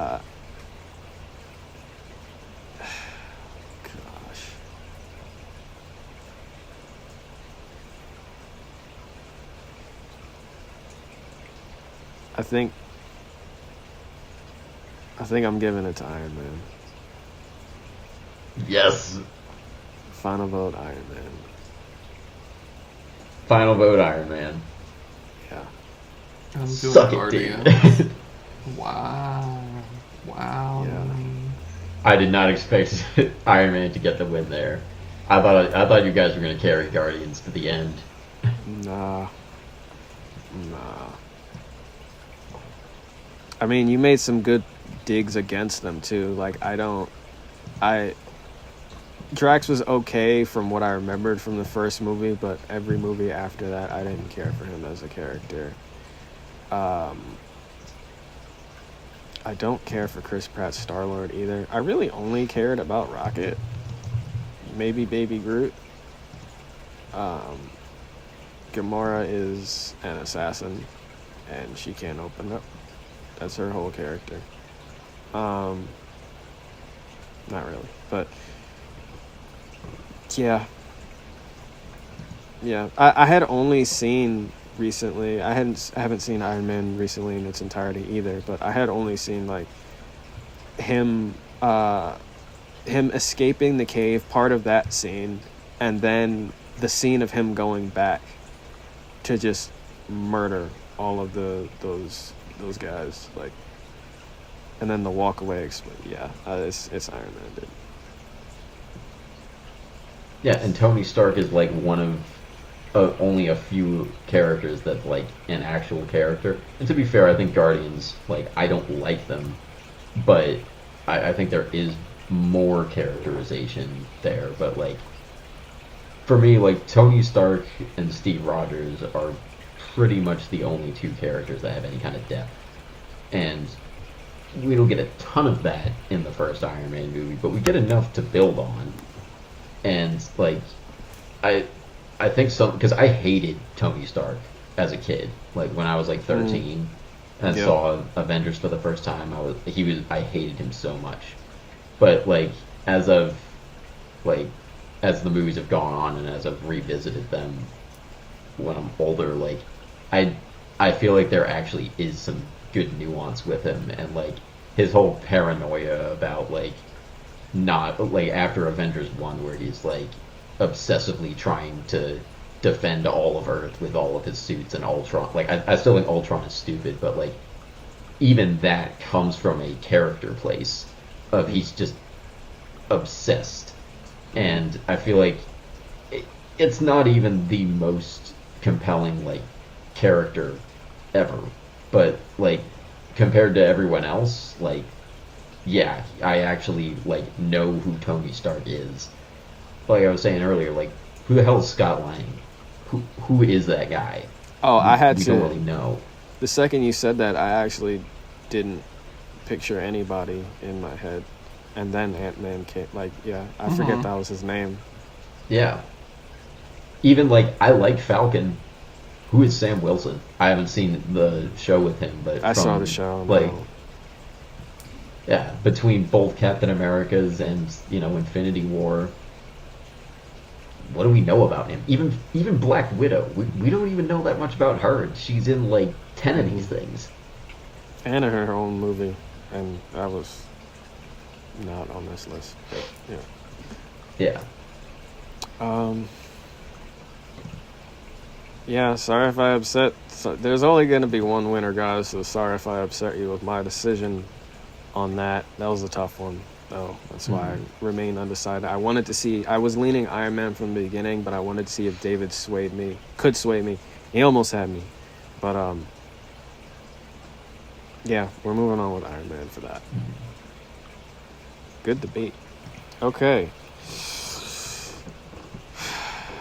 Oh, this one's going to be the last tough. one of round 2. It's Black Panther versus Avengers Endgame. Fellas,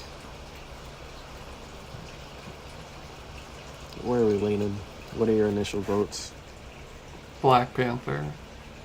Black Panther.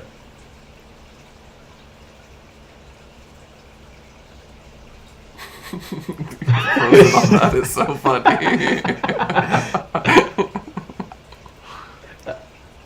Holy shit. Okay, I did not see that coming.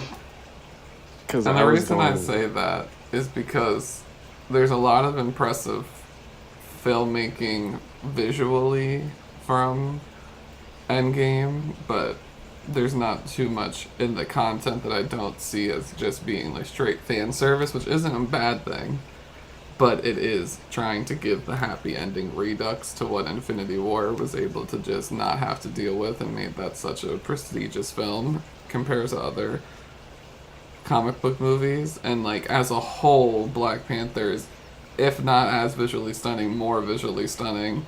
And the music, and the acting, and the story, and taking a Shakespearean-esque drama and putting it in and selling it with a 2-hour, maybe 2.5-hour timeline versus a 3-hour timeline. I just, as a whole, would take the meal of Black Panther over Endgame.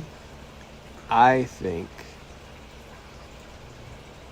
first of all, wow, because that's not where I saw that going. Second, I think at this point I'm legally required to say Black Panther over Endgame. I don't think there's any law obligating you to do anything. I am obligated as a black guy to say Black Panther over Endgame when 2 of my white friends had picked Black Panther as well. So I wasn't. I wouldn't hold it against you. Because Endgame has a lot going for it. Like, Endgame is my... If this wasn't the matchup, I would be going for Endgame. But, like, cause I think Endgame's my number 2. But Black Panther happens to be my number 1. And they're fighting earlier than I wish they were. Yeah, but there's only going to be one winner. I'm still stunned at you both saying Black Panther before. Wow, because I could have sworn this was going to come down. This was going to come down to Infinity War versus Endgame. That's where I saw this going. So I did too, personally. Like I thought it was going to be one of those three, like probably. And I thought Guardians had a legit shot, but now that that's out, yeah, it's going to be like. And I knew it was going to be Infinity War, Endgame, and Black Panther as like the three. So, with what David said, like the 3 hour versus, is it? You said it's 2.5 hours. Yeah, it's probably, if I had to guess, 2:15 to 2:30. I'll look it up. I don't remember. I think it's closer to 2. It feels more like 2 to me, but I was just trying to remember how Marvel likes to make their movies. Yeah. 1:35. So like. Really? That's it? Yeah. So that's 2 hours 15 minutes. Yep. Yeah. Oh, 135 minutes. Yeah, so it's 2 hours minutes. and 15.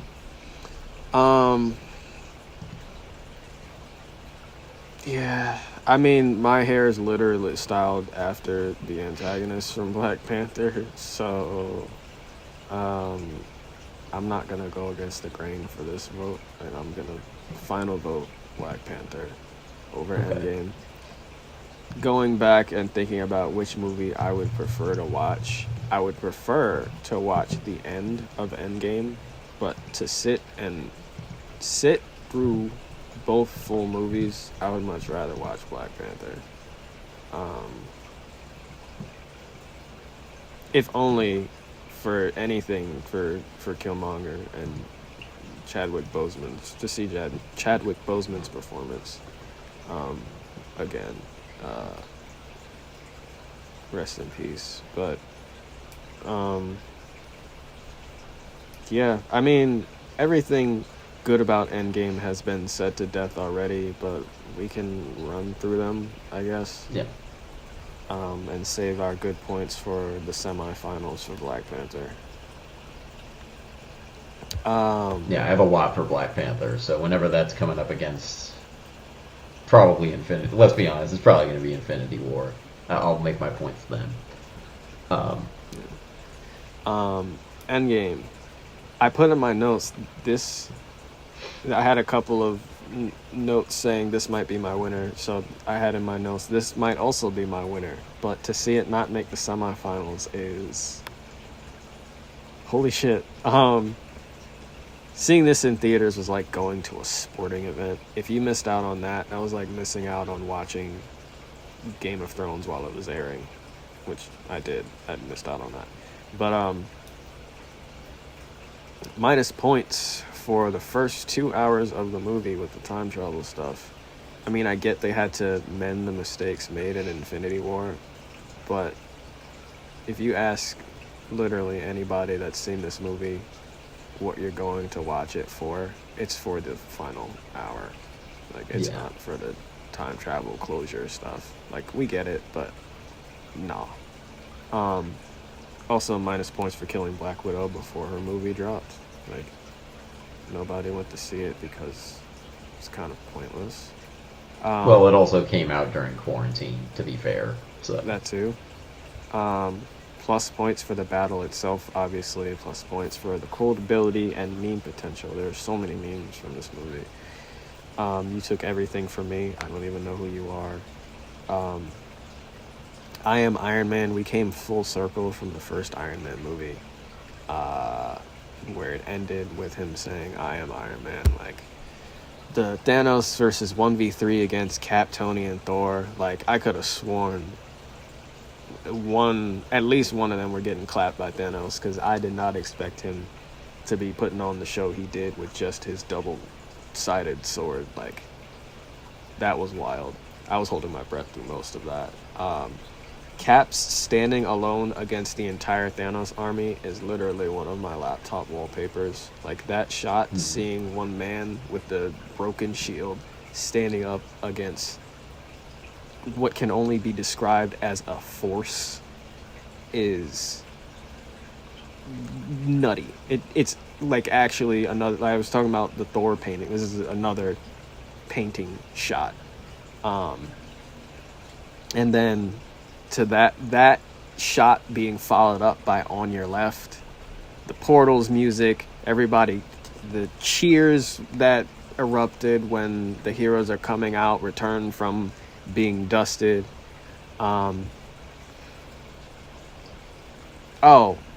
Cap picking up the Mjolnir during that Thanos fight, obviously, and then Avengers Assemble. He finally said the thing.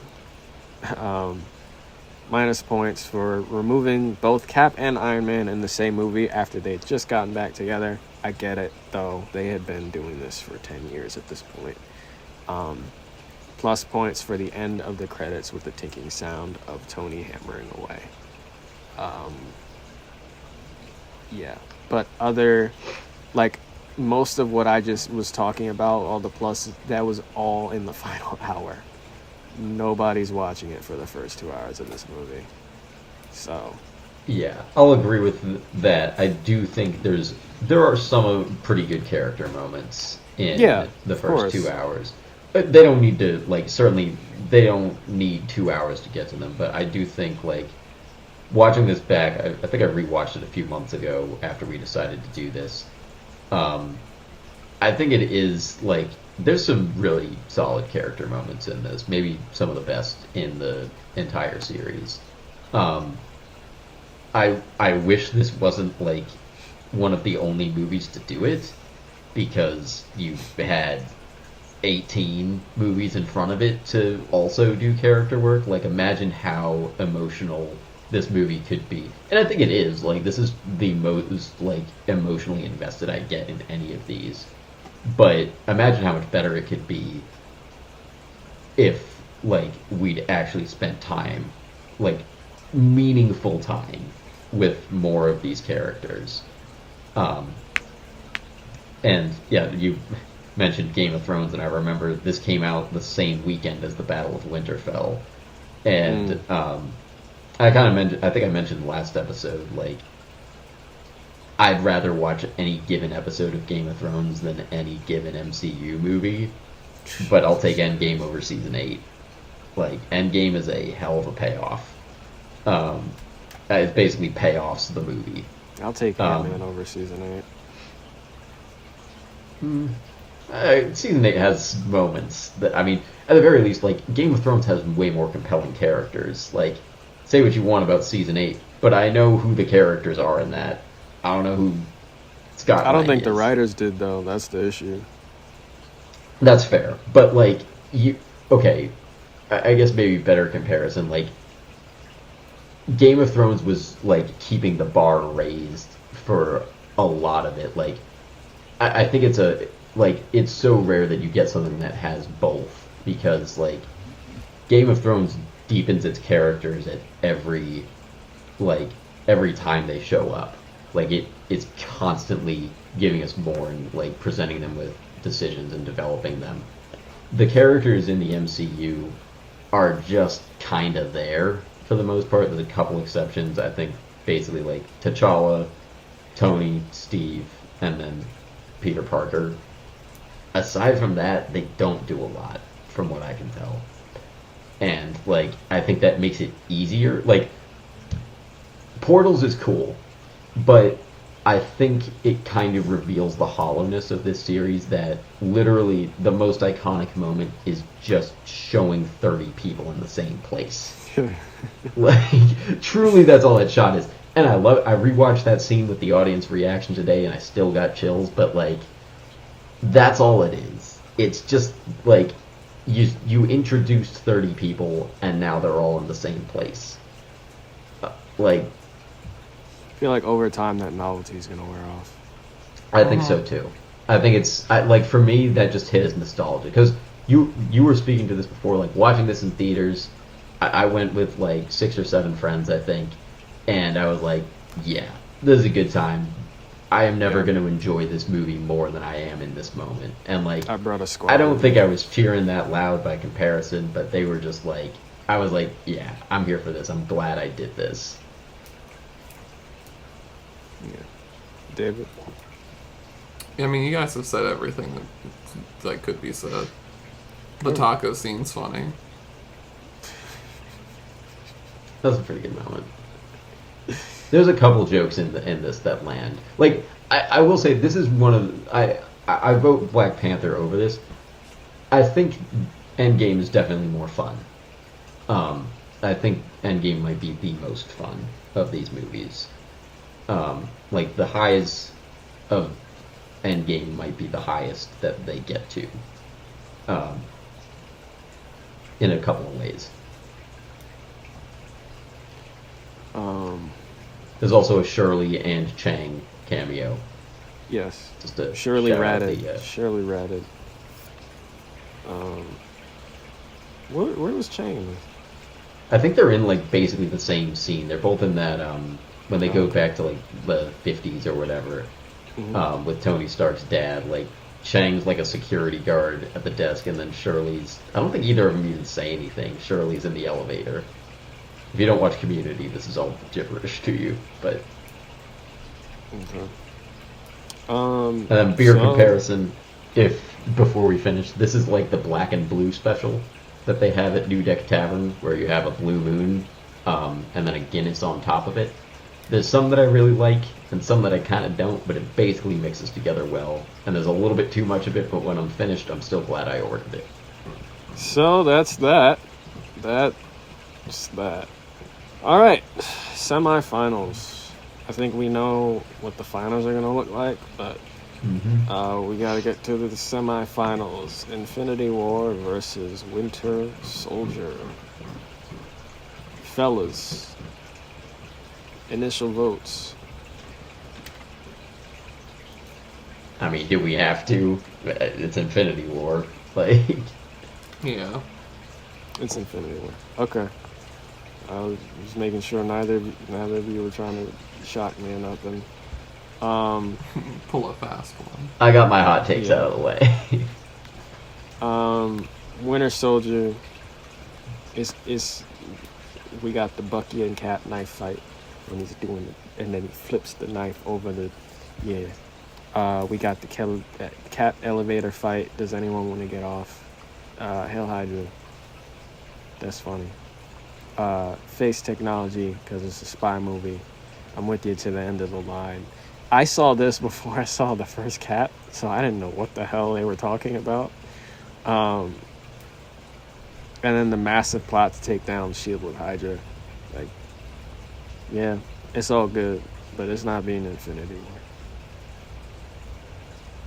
I agree. The only thing I would add, like I said before, the boat scene in the beginning, and it's one of the few movies where I feel like Black Widow actually has done justice. Yeah, this is probably her best movie.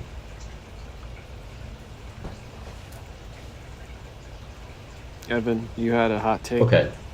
Oh no, I didn't have a hot take on this. This movie was when Captain America finally got cool. Because I was rewatching a couple scenes from Avengers today. He's kind of lame in that one. I don't think there's not much in terms of action that has really stuck with me for this, but I still say it maybe has some of the better action of the series, but that's not saying a lot, unfortunately. Falcon, in a power sense, is dope. I think I enjoy him more than a lot of other characters. I like his suit. But again, like, who is Sam Wilson? We don't get, like, we get disappointingly little with him. Right, this is his introduction movie. I forgot to mention that. Yeah. This was the last one I saw in theaters for a while. Like, I went to it, and then, like, I didn't, like, deliberately, because I actually liked it when I saw it. Like I said, first time watching any of these is the best one, and I really liked this when I was, like, 15 or whatever. And then I just kind of skipped the next couple, and, like, I didn't immediately, like, boycott them. Then I think I rewatched it, like, I don't know, maybe 2 years later, and was just like, yeah, this doesn't really work for me. And I think that was kind of the first time I realized, like, oh, these aren't actually that great. Like, I think it was kind of introducing me to what mid felt like. Um, and yeah, like I didn't go back. I think well, I'll save that for later, how I got back. But this was like the last one I saw for a while. I think this also introduces possibly my biggest frustration with the series, which is I think it's the first movie that introduces an interesting theme and then doesn't really do anything with it. But to its credit, it does at least take some kind of stance, because like it kind of comes out as like anti-surveillance state at the end. So it does something with it, but I don't know. I'm not. I think this isn't like Civil War is. I already went off about that. Like it's a worse offender of it, but this is kind of where that starts. I think. Abed cameo, just to round out the community cameos. And this movie is a Sam Adams cherry wheat beer. It postures itself as being classy, but it's still pretty cheap at the end of the day and doesn't even really taste that good when you really think about it. For me. Okay. So that's it for that side of the semifinals. We have a now finalist. we have the first finalist, Infinity War. Now to time to hotly debate the second finalist in Iron Man versus Black Panther. Fellas, I'm casting my initial vote for Black Panther. Black Panther. Black Panther. All right. And I've said what I wanted to say about Iron Man. I think I did too. I mean, we had the whole debate. I guess we'll just get into why for the finals, why Black Panther even got this far, because we didn't even really get into it yet. We didn't get into Infinity War either, really. So this is going to be an actual showdown for the end. Do we just hop into it? Let's I think hop so. into it for the finals. Let me update the bracket real quick. Well, actually, no, don't even wait for me. For the finals, we have in this MCU tournament interior analysis, we have Avengers Infinity War versus Black Panther. For all of the Marvels. For and all the Pokemon. of the marbles and Pokemon. Fellas, initial votes. Let's hear them. Black Panther. David's not sure. Are you undecided, David? Mm-hmm.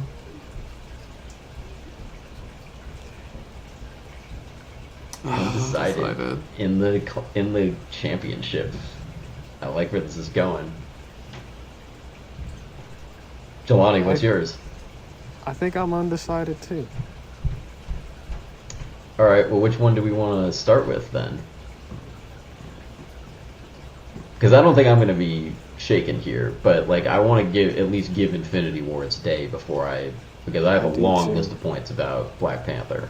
I'm leaning Black Panther, but I didn't want to state Black Panther as my initial vote because then we'd just be arguing for Infinity War. I want to give both their day in the sun because both deserve to be finalists anyway. Yeah.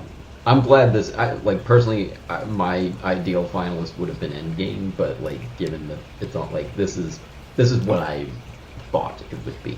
I think this is better because I think Infinity War would have beaten Endgame. I would have stood by Endgame, but we don't have to really?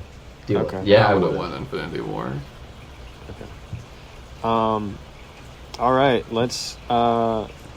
Which one do we talk about first? Let's start with Black Panther first. Let's talk about that. What's so good about it? Okay. I got my hair after the villain. That's good about it. That's good. Go ahead, Evan. Yeah, I mean, I think This that is your speaks for favorite. itself. It is. But I'll let you guys go in with positives and negatives first if you want. The only negative I could I had even this think as of. this. Would you have it as? No, go ahead. Go ahead. Oh, the only negative I could No. honestly I was gonna think go of into my notes. Yeah. is the end fight scene that's been criticized, and I do think Yeah. that looks pretty bad. But like everything else about this film, Ryan Coogler just directs the hell out of it. The performances are amazing, the story is amazing, the character design and just the set design is amazing.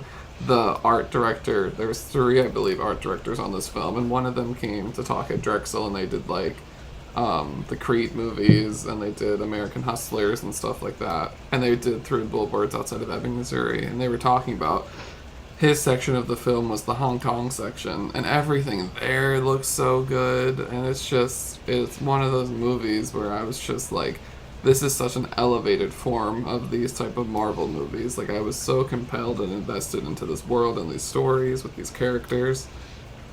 I really loved it. I don't really have anything bad to say about it, but the CGI at the end. The PlayStation 2 cutscene.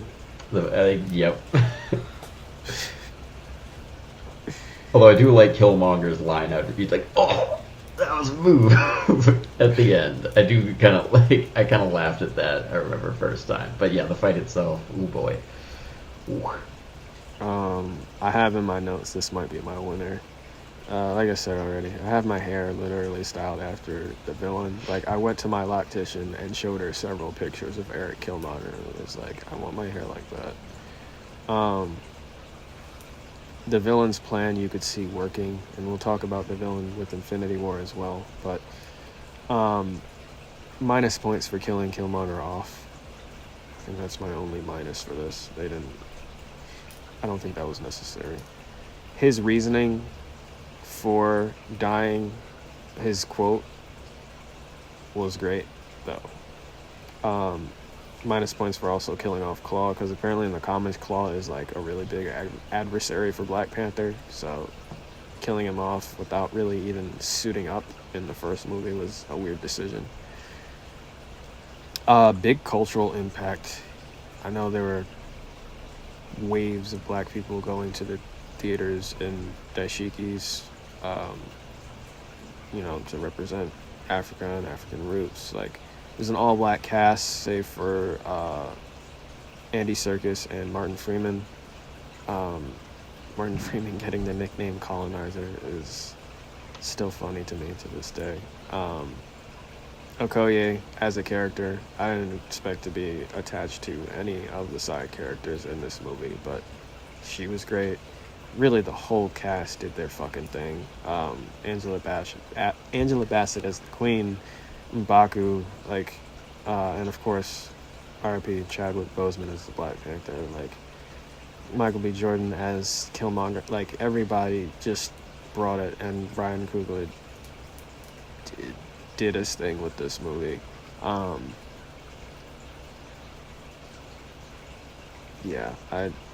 don't really have anything bad to say about this. I've heard this movie be called mid before. It's overhyped. It had significant cultural impact, but as a movie, it's not great. Those people really just can shut the fuck up. I think they, short of that, they should at least try it again. Because I think you can be excused for watching this first time and just being like, yeah, as as a superhero movie, if you're just looking for that genre satisfaction, this maybe isn't the best for that in terms of I think some of the action scenes in this are among the best. But yeah, I mean that the PlayStation 2 cutscene is pretty hard to defend. So I think in that sense, this is not necessarily the most enjoyable in a pure fun spectacle sense. But if you say this is just the cultural impact, then I don't think you paid close enough attention. Mm-hmm. Because I said earlier that no MCU movie has gotten better for me on rewatch, and that holds true for this in terms of enjoyment. But in terms of appreciation, this is the one movie that I have appreciated more on rewatch. Because in 2018 when this came out, I had been basically boycotting the MCU for years. Not all of it, like I said, since Winter Soldier. Some of that was just I just hadn't gotten to it, and then later it became like, this is too big. I'm over these. And then I saw the trailer for this movie, and I was like, I don't know if this movie is going to be good, but this is one of the best trailers I have ever seen. I have the trailer music for both 1 and 2 in my playlist. It is so goddamn good. Run the Jewels in the first one, and then Just put me Bag on Back by Vince Staples in the second, mixed with a couple other things. I don't know the name of them, We but gon' like... what's that Kendrick song called? The We Gonna Be Alright. Oh, that's... It has Are like you a sure different that's... title. In the second one? For the Is that trailer for the for- second one? Yeah, it makes No, trailer, Yeah. the second trailer for Black Panther. Are you Oh, talking trailer about for 2. Wakanda I thought you Forever? were talking about the trailer for the first movie and trailer for the second No, one. I'm talking the second trailer. That's a good trailer too. But I don't think it holds a candle to the trailer for like I think if I had to list like top 5 trailers of all time, like the second Black Panther trailer might be number 1. There's some good contenders, but it's definitely top 5. Give me my respect. Yeah. And Bag Back by Vince Staples, it just on its own is a banger of a song. And that's one that's used in there. Yeah, the only real negatives, like, I think this has some of the, like, common MCU problems. A word that I have not used in this conversation, but one of my favorite other movie podcasters, Alex Calleros, throws this word around with the MCU a lot, which is bouncy. In reference to like the way the CGI looks in action scenes, where like the PS2 fight scene at the end is like peak bouncy, and I think that's still a problem in most of the action scenes here, but certainly no bigger than any other MCU movie. I like that Martin Freeman is here, but I think Everett Ross is my least favorite character that he's ever played. Like, he's a top 10 actor for me, but just... also, he can't do an American accent. I'm sorry. He just can't. I guess the only other, like, thing I would even say to criticize is, like, I don't agree with this movie's politics all the way down. But it still approaches the theme in a much more interesting way than any other MCU movie, aside from the first half of Civil War. I really wish that Ryan Coogler got to say a bit more about the CIA, because I get the sense he has a lot of thoughts about it that they didn't let him get into. And I would really like to see him explore that in a different movie. Because I get the sense that he wanted to do a lot more with, like, Killmonger and Ross and really just those two. But I think he gets into it a bit more in Wakanda Forever. But yeah, I have a lot of positives here, so but I want to let you guys throw in yours as well if you have more, because I have a list of a few things. The world building with Wakanda. I'm sorry. No, the world building with Wakanda is solid. Like it definitely, like it obviously is introduced as it's kind of like its own world within Africa and just the earth. Like they're quite literally separated from society, and they do so well at giving the place a character as well, because they have different traditions and everything. Like the fight for King comes back. It happens twice in the movie. Once with T'Challa's rise and then once with the fall. Like they have the ritual with the Black Panther juice and going to see the ancestors. Like the building with that. Like it's not just even like those are some of my favorite scenes. Like it's, and then him walking, like just that shot of him walking with God, I forget the character's name. It's Lupita Nyong'o's character. Nikita, yeah. Nakia. Of them walking on the street and they're walking among the king. Like that's so cool. Um, yeah, and then the ancestral plane itself as a concept, like that's dope. And then him confronting his dad, I think at the midpoint, maybe close to the midpoint, like falling towards Act 3. Him yelling at them like all of you were wrong, and the reveal that old boy was there back when his father killed Eric Killmonger's father. Like, it's just great. Yeah, I agree with all of that. I just thought of one bad thing from the film that I would remove. And you can so tell this was a studio note, and Kugler probably rolled his eyes at it, but the "what are those" inclusion, that would always, like, date this film and bring it down, but everything else is amazing. I think we should highlight Kendrick Lamar's entire work on those films, especially the first one. His music is just phenomenal. To anyone who's questioning the impact of this film, its nomination for Best Picture should clear all of that away. And also, like we talked about with Civil War and the comic versus the movie that we didn't have, where the MCU was kind of foreign to a concept of superheroes with masks to hide their identity, but Black Panther brought that back. And they developed it into a whole secret society, and how do they hide, and what does that look like? And I thought that was really cool and exciting. And really new for, like, superhero films, like uncharted territory. It's also cool to see the concept of the Black Panther passed down. I don't know if that's what you were saying, but like it's a mantle, not just a superhero identity. Yeah, I think one of my favorite things about this is that, and why T'Challa, I think it is possibly the best character in the series, is that he's a political leader. Like, he has to make really hard choices, which, we have, I think Thor technically could be king, Loki becomes king for a minute, but they don't really do anything with that. Like, no other character has the kind of responsibility that he does, and, like, this movie does have, like, some pretty heavy thematic conversations about, like, just international relations. Like, Wakanda's a fake country, but it's speaking to real world issues.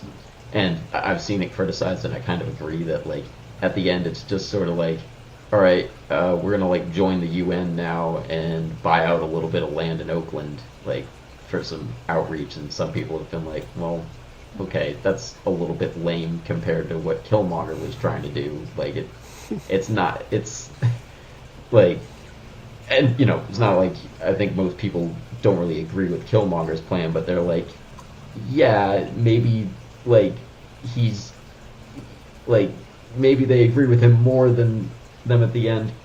But, like, whether you agree with where it ends or not, like, the fact that this movie is having those conversations at all, like, I know I was, like, decrying people who say, like, oh, this, like, isn't this great for a superhero movie? I actually do feel that way about this one. Like, this is not fettuccine Alfredo. This, I don't know what food this Lasagna? is, but Layers, I like that. Okay, yeah, layers. Layers. All right, that could work. I don't think of lasagna as being, like, necessarily super bougie or anything. But, like, this is not the fettuccine Alfredo in the metaphor I was using earlier. Like, it's above that.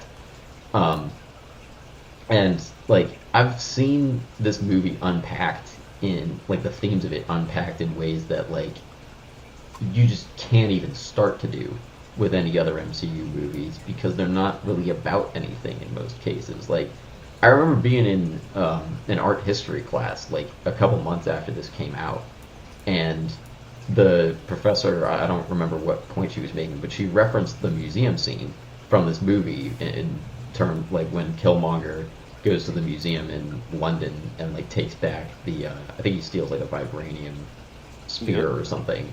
But he, like, scenes. Yeah, and he calls out the curator. He's like, oh, like, you're going to call me out for stealing this? Well, isn't that exactly what you did or your ancestors did? Mm-hmm. And it's like, oh shit, like, I mean, you can't really argue with that. Tell me one other moment like that in an MCU movie. Like, and I forget the point that my professor was trying to make, but she, like, the fact that she referenced that, like, this movie, I think speaks to it pretty well.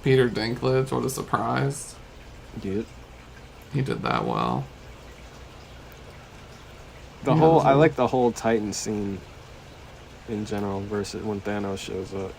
Like them jumping him and them almost getting it off, and then people hated Chris Pratt for a while after that. He's so dumb, though. Like, it had to happen, Evan. But it doesn't. It did. That was the only... It's wild that certain things had to happen for that one possibility. Like the rat in Endgame got Ant-Man out of the quantum realm. I remember we talked about that back when we did that episode. Like that. Because we did an Endgame episode. Really circumstantial. Yeah, I hope they remember you, Stark. I thought Tony was dead when he stabs him with his own thing. I was just like, well, that's it. All right. Yeah, Thanos, he's a menace. He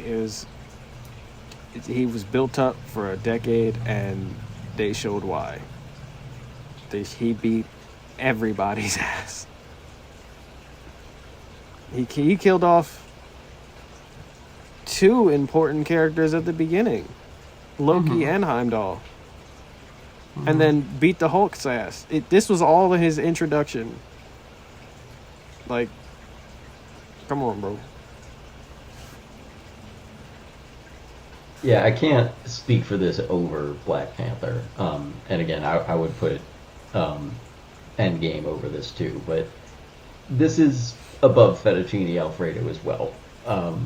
Not by much, I think, but I do have to give it credit. Like, this was a blast in the theater. I remember, like, I went with a few friends, and I think we took bets on who was gonna die in it. And like, I have to applaud how well this balances so many characters. Granted, it has basically all of the work done for introducing them, and I think, I don't know if this is a strength or a weakness of it, but like, this movie's basically just all plot. There are some character moments, especially like you said, this is Thanos' movie, because he's really the only character that we haven't fully been introduced to before. But I think it does suffer a little bit from, again, how little is done with the characters in previous installments. Yeah, I mean, this doesn't hold up for me that well on rewatch, but I can't deny how I felt first time. Like, this is epic. And like, you know, I think I can get annoyed, like many people I think do, with like world-ending, universe-ending stakes, but it does kind of work here. So I have to give it props for that. And again, you shouldn't judge a movie by its trailer, but this has 2 of the best trailers ever made. The amount of style trailers I've seen that use the music from these as a template, it's a lot. And like, they're both just so solid. So I think I can't vote for this over Black Panther because there's just way too much that Black Panther has going for it. I think in terms of like, actually, I think it's going to stand the test of time. I think when like somebody born in 2025 goes and watches all of these movies, I think they might get it with Infinity War and Endgame, but I think Black Panther is going to stand the test of time much better because it's actually about something. And I don't want to throw too much shade at this because like, the crossover of this is still a lot of fun, in its own way. But I remember rewatching this just before Endgame, and I was like, yeah, it doesn't hit like that the second time. At least I didn't find that it did. So, beer comparison, this is a pumpkin-flavored beer. It's a pretty good crowd pleaser, but I don't enjoy it as much as I feel like I should. Sounds gross as hell. That sounds disgusting. Yeah, well, that's what I'm saying. I don't enjoy it as much as I think I should. You compared Yeah, but Infinity... like gave it like a gross thing. You're like, by comparison, this Yeah. is like a piece of shit. Yeah, No, you I'm just not called saying. Infinity War pumpkin spice beer? Like punk? That's gross. No, it's not pumpkin spice. Like, have you guys never seen this, like, Jacko pumpkin? No. Okay. Well, I forgot to do my beer comparison for Black Panther. So, Black Panther is a Lancaster chocolate milk porter that we sell at White Dog. Chocolate There's a milk? little bit that I don't That like, feels but racist. Yeah. Ooh. Evan? You're getting canceled now. Yeah, he thought he was getting I canceled just for like- Guardians. it's a good beer. Like, there's a little Why's bit it that I gotta don't have like about chocolate it. in it? That's just like the one that made sense for it. That's What a what we call it, the coincidence. chocolate milk porter. Yeah, it made sense. It's wild. Okay. It's Well, wild. try it sometime. It's a pretty good beer. I enjoy porters. I enjoy. Why I gotta try it? Because it's chocolate? I'm just saying, try it so that you know where I'm coming from with this. It's a good beer. It's the best one on this menu. I'm messing with you. Sorry, I was considering a Guinness for this one, but I felt like I think I enjoy Guinness a little more than I enjoy Black Panther. I think Guinness is like Black Panther's 3.5 stars, and Guinness is a 4. Okay. Isn't Guinness a dark beer? What are you trying to say, Evan? What are we doing? No, well, Guinness is like my favorite. I enjoy dark beers. I like porters and You're stouts. caught. Those are dark beers. You've been caught. I caught you. Cancel interior analysis, guys. Okay. I thought it was going to be Guardians, but it's the Lancaster Chocolate Milk Porter, which is a good beer. Fellas, I think enough has been said about both films. We are 2.5 hours into this recording, damn near the length of Endgame. What are our final votes? Black Panther.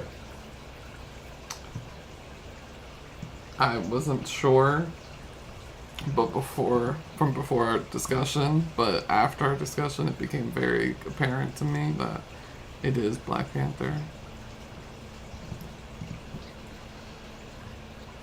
My vote doesn't matter here, and I feel like it was wrong to ask both of them first. But my vote is also Black Panther. Okay. Final vote. And now we know the definitive best MCU movie. Black Panther. Yep.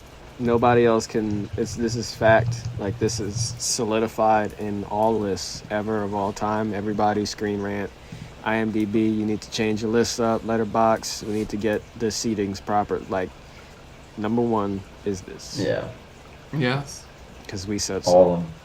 Kevin Yes. Feige himself could come on this call right now and... What does he know? What does he know? Yeah. I don't know what he. We did it. This is our. Also, this was a. Well, first of all, there you have it.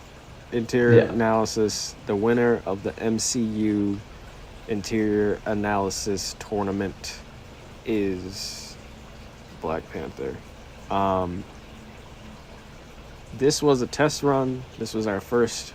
Well, not test run, but this was our first outing with this type of format. I came up with this idea last year at some point to just bring some different content other than just a podcast to y'all. And I had fun doing this. I think this is also really fun because it doesn't require us to like we're just gabbing. It's just everything is our opinion. There's no facts being stated. We're not breaking anything down really. It's just what we felt, what we feel deserves to move on or win the tournament. So we will be doing this with several other genres, types of movies, whatever, going forward, especially if you guys enjoy it. And how do you guys feel? Did you have fun doing this? I had a lot of fun. Yeah, I think it will be interesting to do this with other things because I think with these movies, it's kind of hard to rate them on any other metric than just like which one's better. But I think with some other things, like maybe we could not necessarily debate which ones we like better, but like which ones are like more of the thing. Like I've been for a separate project, like a video that I want to make eventually for the channel. I've been watching a lot of gritty fairy tale movies. And I think if we ever did that as a tournament, then best might not be the metric to do with them. I'm not sure what would, but I think that might be an interesting thing to explore. But yes, this was fun. I do wonder if maybe we should make it a tournament of 8, because this is a long-ass episode. Yeah, we should shorten this. But some upcoming tournaments that we have already discussed and are set in stone include X-Men, the Transformers movies, and beer. Okay. I actually did want to pose, because another trend I've been looking at is big robots movies. So like it's Pacific mostly Rim. Transformers, but yeah, Pacific Rim, Real Steel, Battleship. Didn't Power Rangers probably had it, right? That one Power Rangers movie? I was considering Power Rangers in that. I haven't seen it though, so I'm not either. sure if that one counts. Yeah, they get into the big Megazord thing that they always get into. Okay, maybe we can cut or include that depending on what makes a round number. Star Wars movies. Well, you should watch the old one though with like the goo, because they get into the big mech there too. And that's so much The better. Mighty Morphin. I have that on VHS Yeah, that's still. the classic. Like that's the one we should watch. Yes, with Ivan Ooze, Ivan the guy, Ooze, the legend. the guy. That's Like the if this guy. was best purple villain, Ivan Ooze Yes. beats Thanos. Yeah, Trying easily to think out of the other water. purple villains. Ivan Ooze solos. He 4-0s him. Sweet gentleman, sweet. He's insane. It's got to be a Disney movie with a purple villain. Ursula. I guess she is kind of purple. Mm-hmm. All right. But this has gone on really long, and Far we too will long. shorten this Yeah. for the future. That's how you know it's a test, because we didn't know it was going to go. We didn't know how long we were going to go Yeah. with this. But I think this But, also, like, we chose this one first also because we'd actually, like, just already seen most of these, and, Mhm. like, I think a few of these other ones, like, there's definitely, I think every other one that we've listed, like, I'd have to watch at least a few to fill them out. Yeah. But let us know which ones, because we have a lot that we've decided we might want to do, but if you have suggestions, let us know. Please let us And know. you can do that boilerplate transition in our Discord. There's going to be a link for that in the show notes, and you can tell us, feedback on other episodes. If you're upset at any of us for our takes, you can fight me about how I hate Guardians over in the Discord, and then I'll boot you from. No, I won't do it for that. You can go do that. Upcoming episodes, we have my next pick is going to be Bohemian Rhapsody versus Rocketman. So we're going to do another versus episode like we did about a year ago with Limitless versus Lucy. And then Jelani's next pick is Puss in Boots: The Last Wish. And David's next pick is going to be the Texas Chainsaw Massacre, the original one. Other stuff, you can check out our YouTube channel, especially if you listen to this whole thing as an audio version, then you might want to still go look at the tournament bracket, because I'll put that up on the YouTube version of this podcast. And we've got our video essays there as well. Our logo is by Kelsey Hendry. I'm on Letterboxd at ev_wes. And where are you guys at? David, you've got about the whole universe to choose from in this one. I'm on A lot of Instagram at locations. Jelani T. Kelly. YouTube, Jelani T. Kelly. That's it. I'm in the Sanctorium because of all the locations. That's my favorite. From a movie we didn't even talk about today. Doctor Strange getting the shout out. All right. Yeah. All right, Cool. y'all. Thanks for watching. Thanks for sticking around if you made it this far. If you did, put a I don't know. What should we have them put in the comments? Put something. Put your favorite. Put a cat. Put a cat in the comments for Black Panther. Yeah. Okay. Cat Yeah. emoji. Or an emoji for your favorite, even though we know now that Black Panther's the best. Yeah, definitively. Definitively. All right, y'all. Thanks for watching. Peace.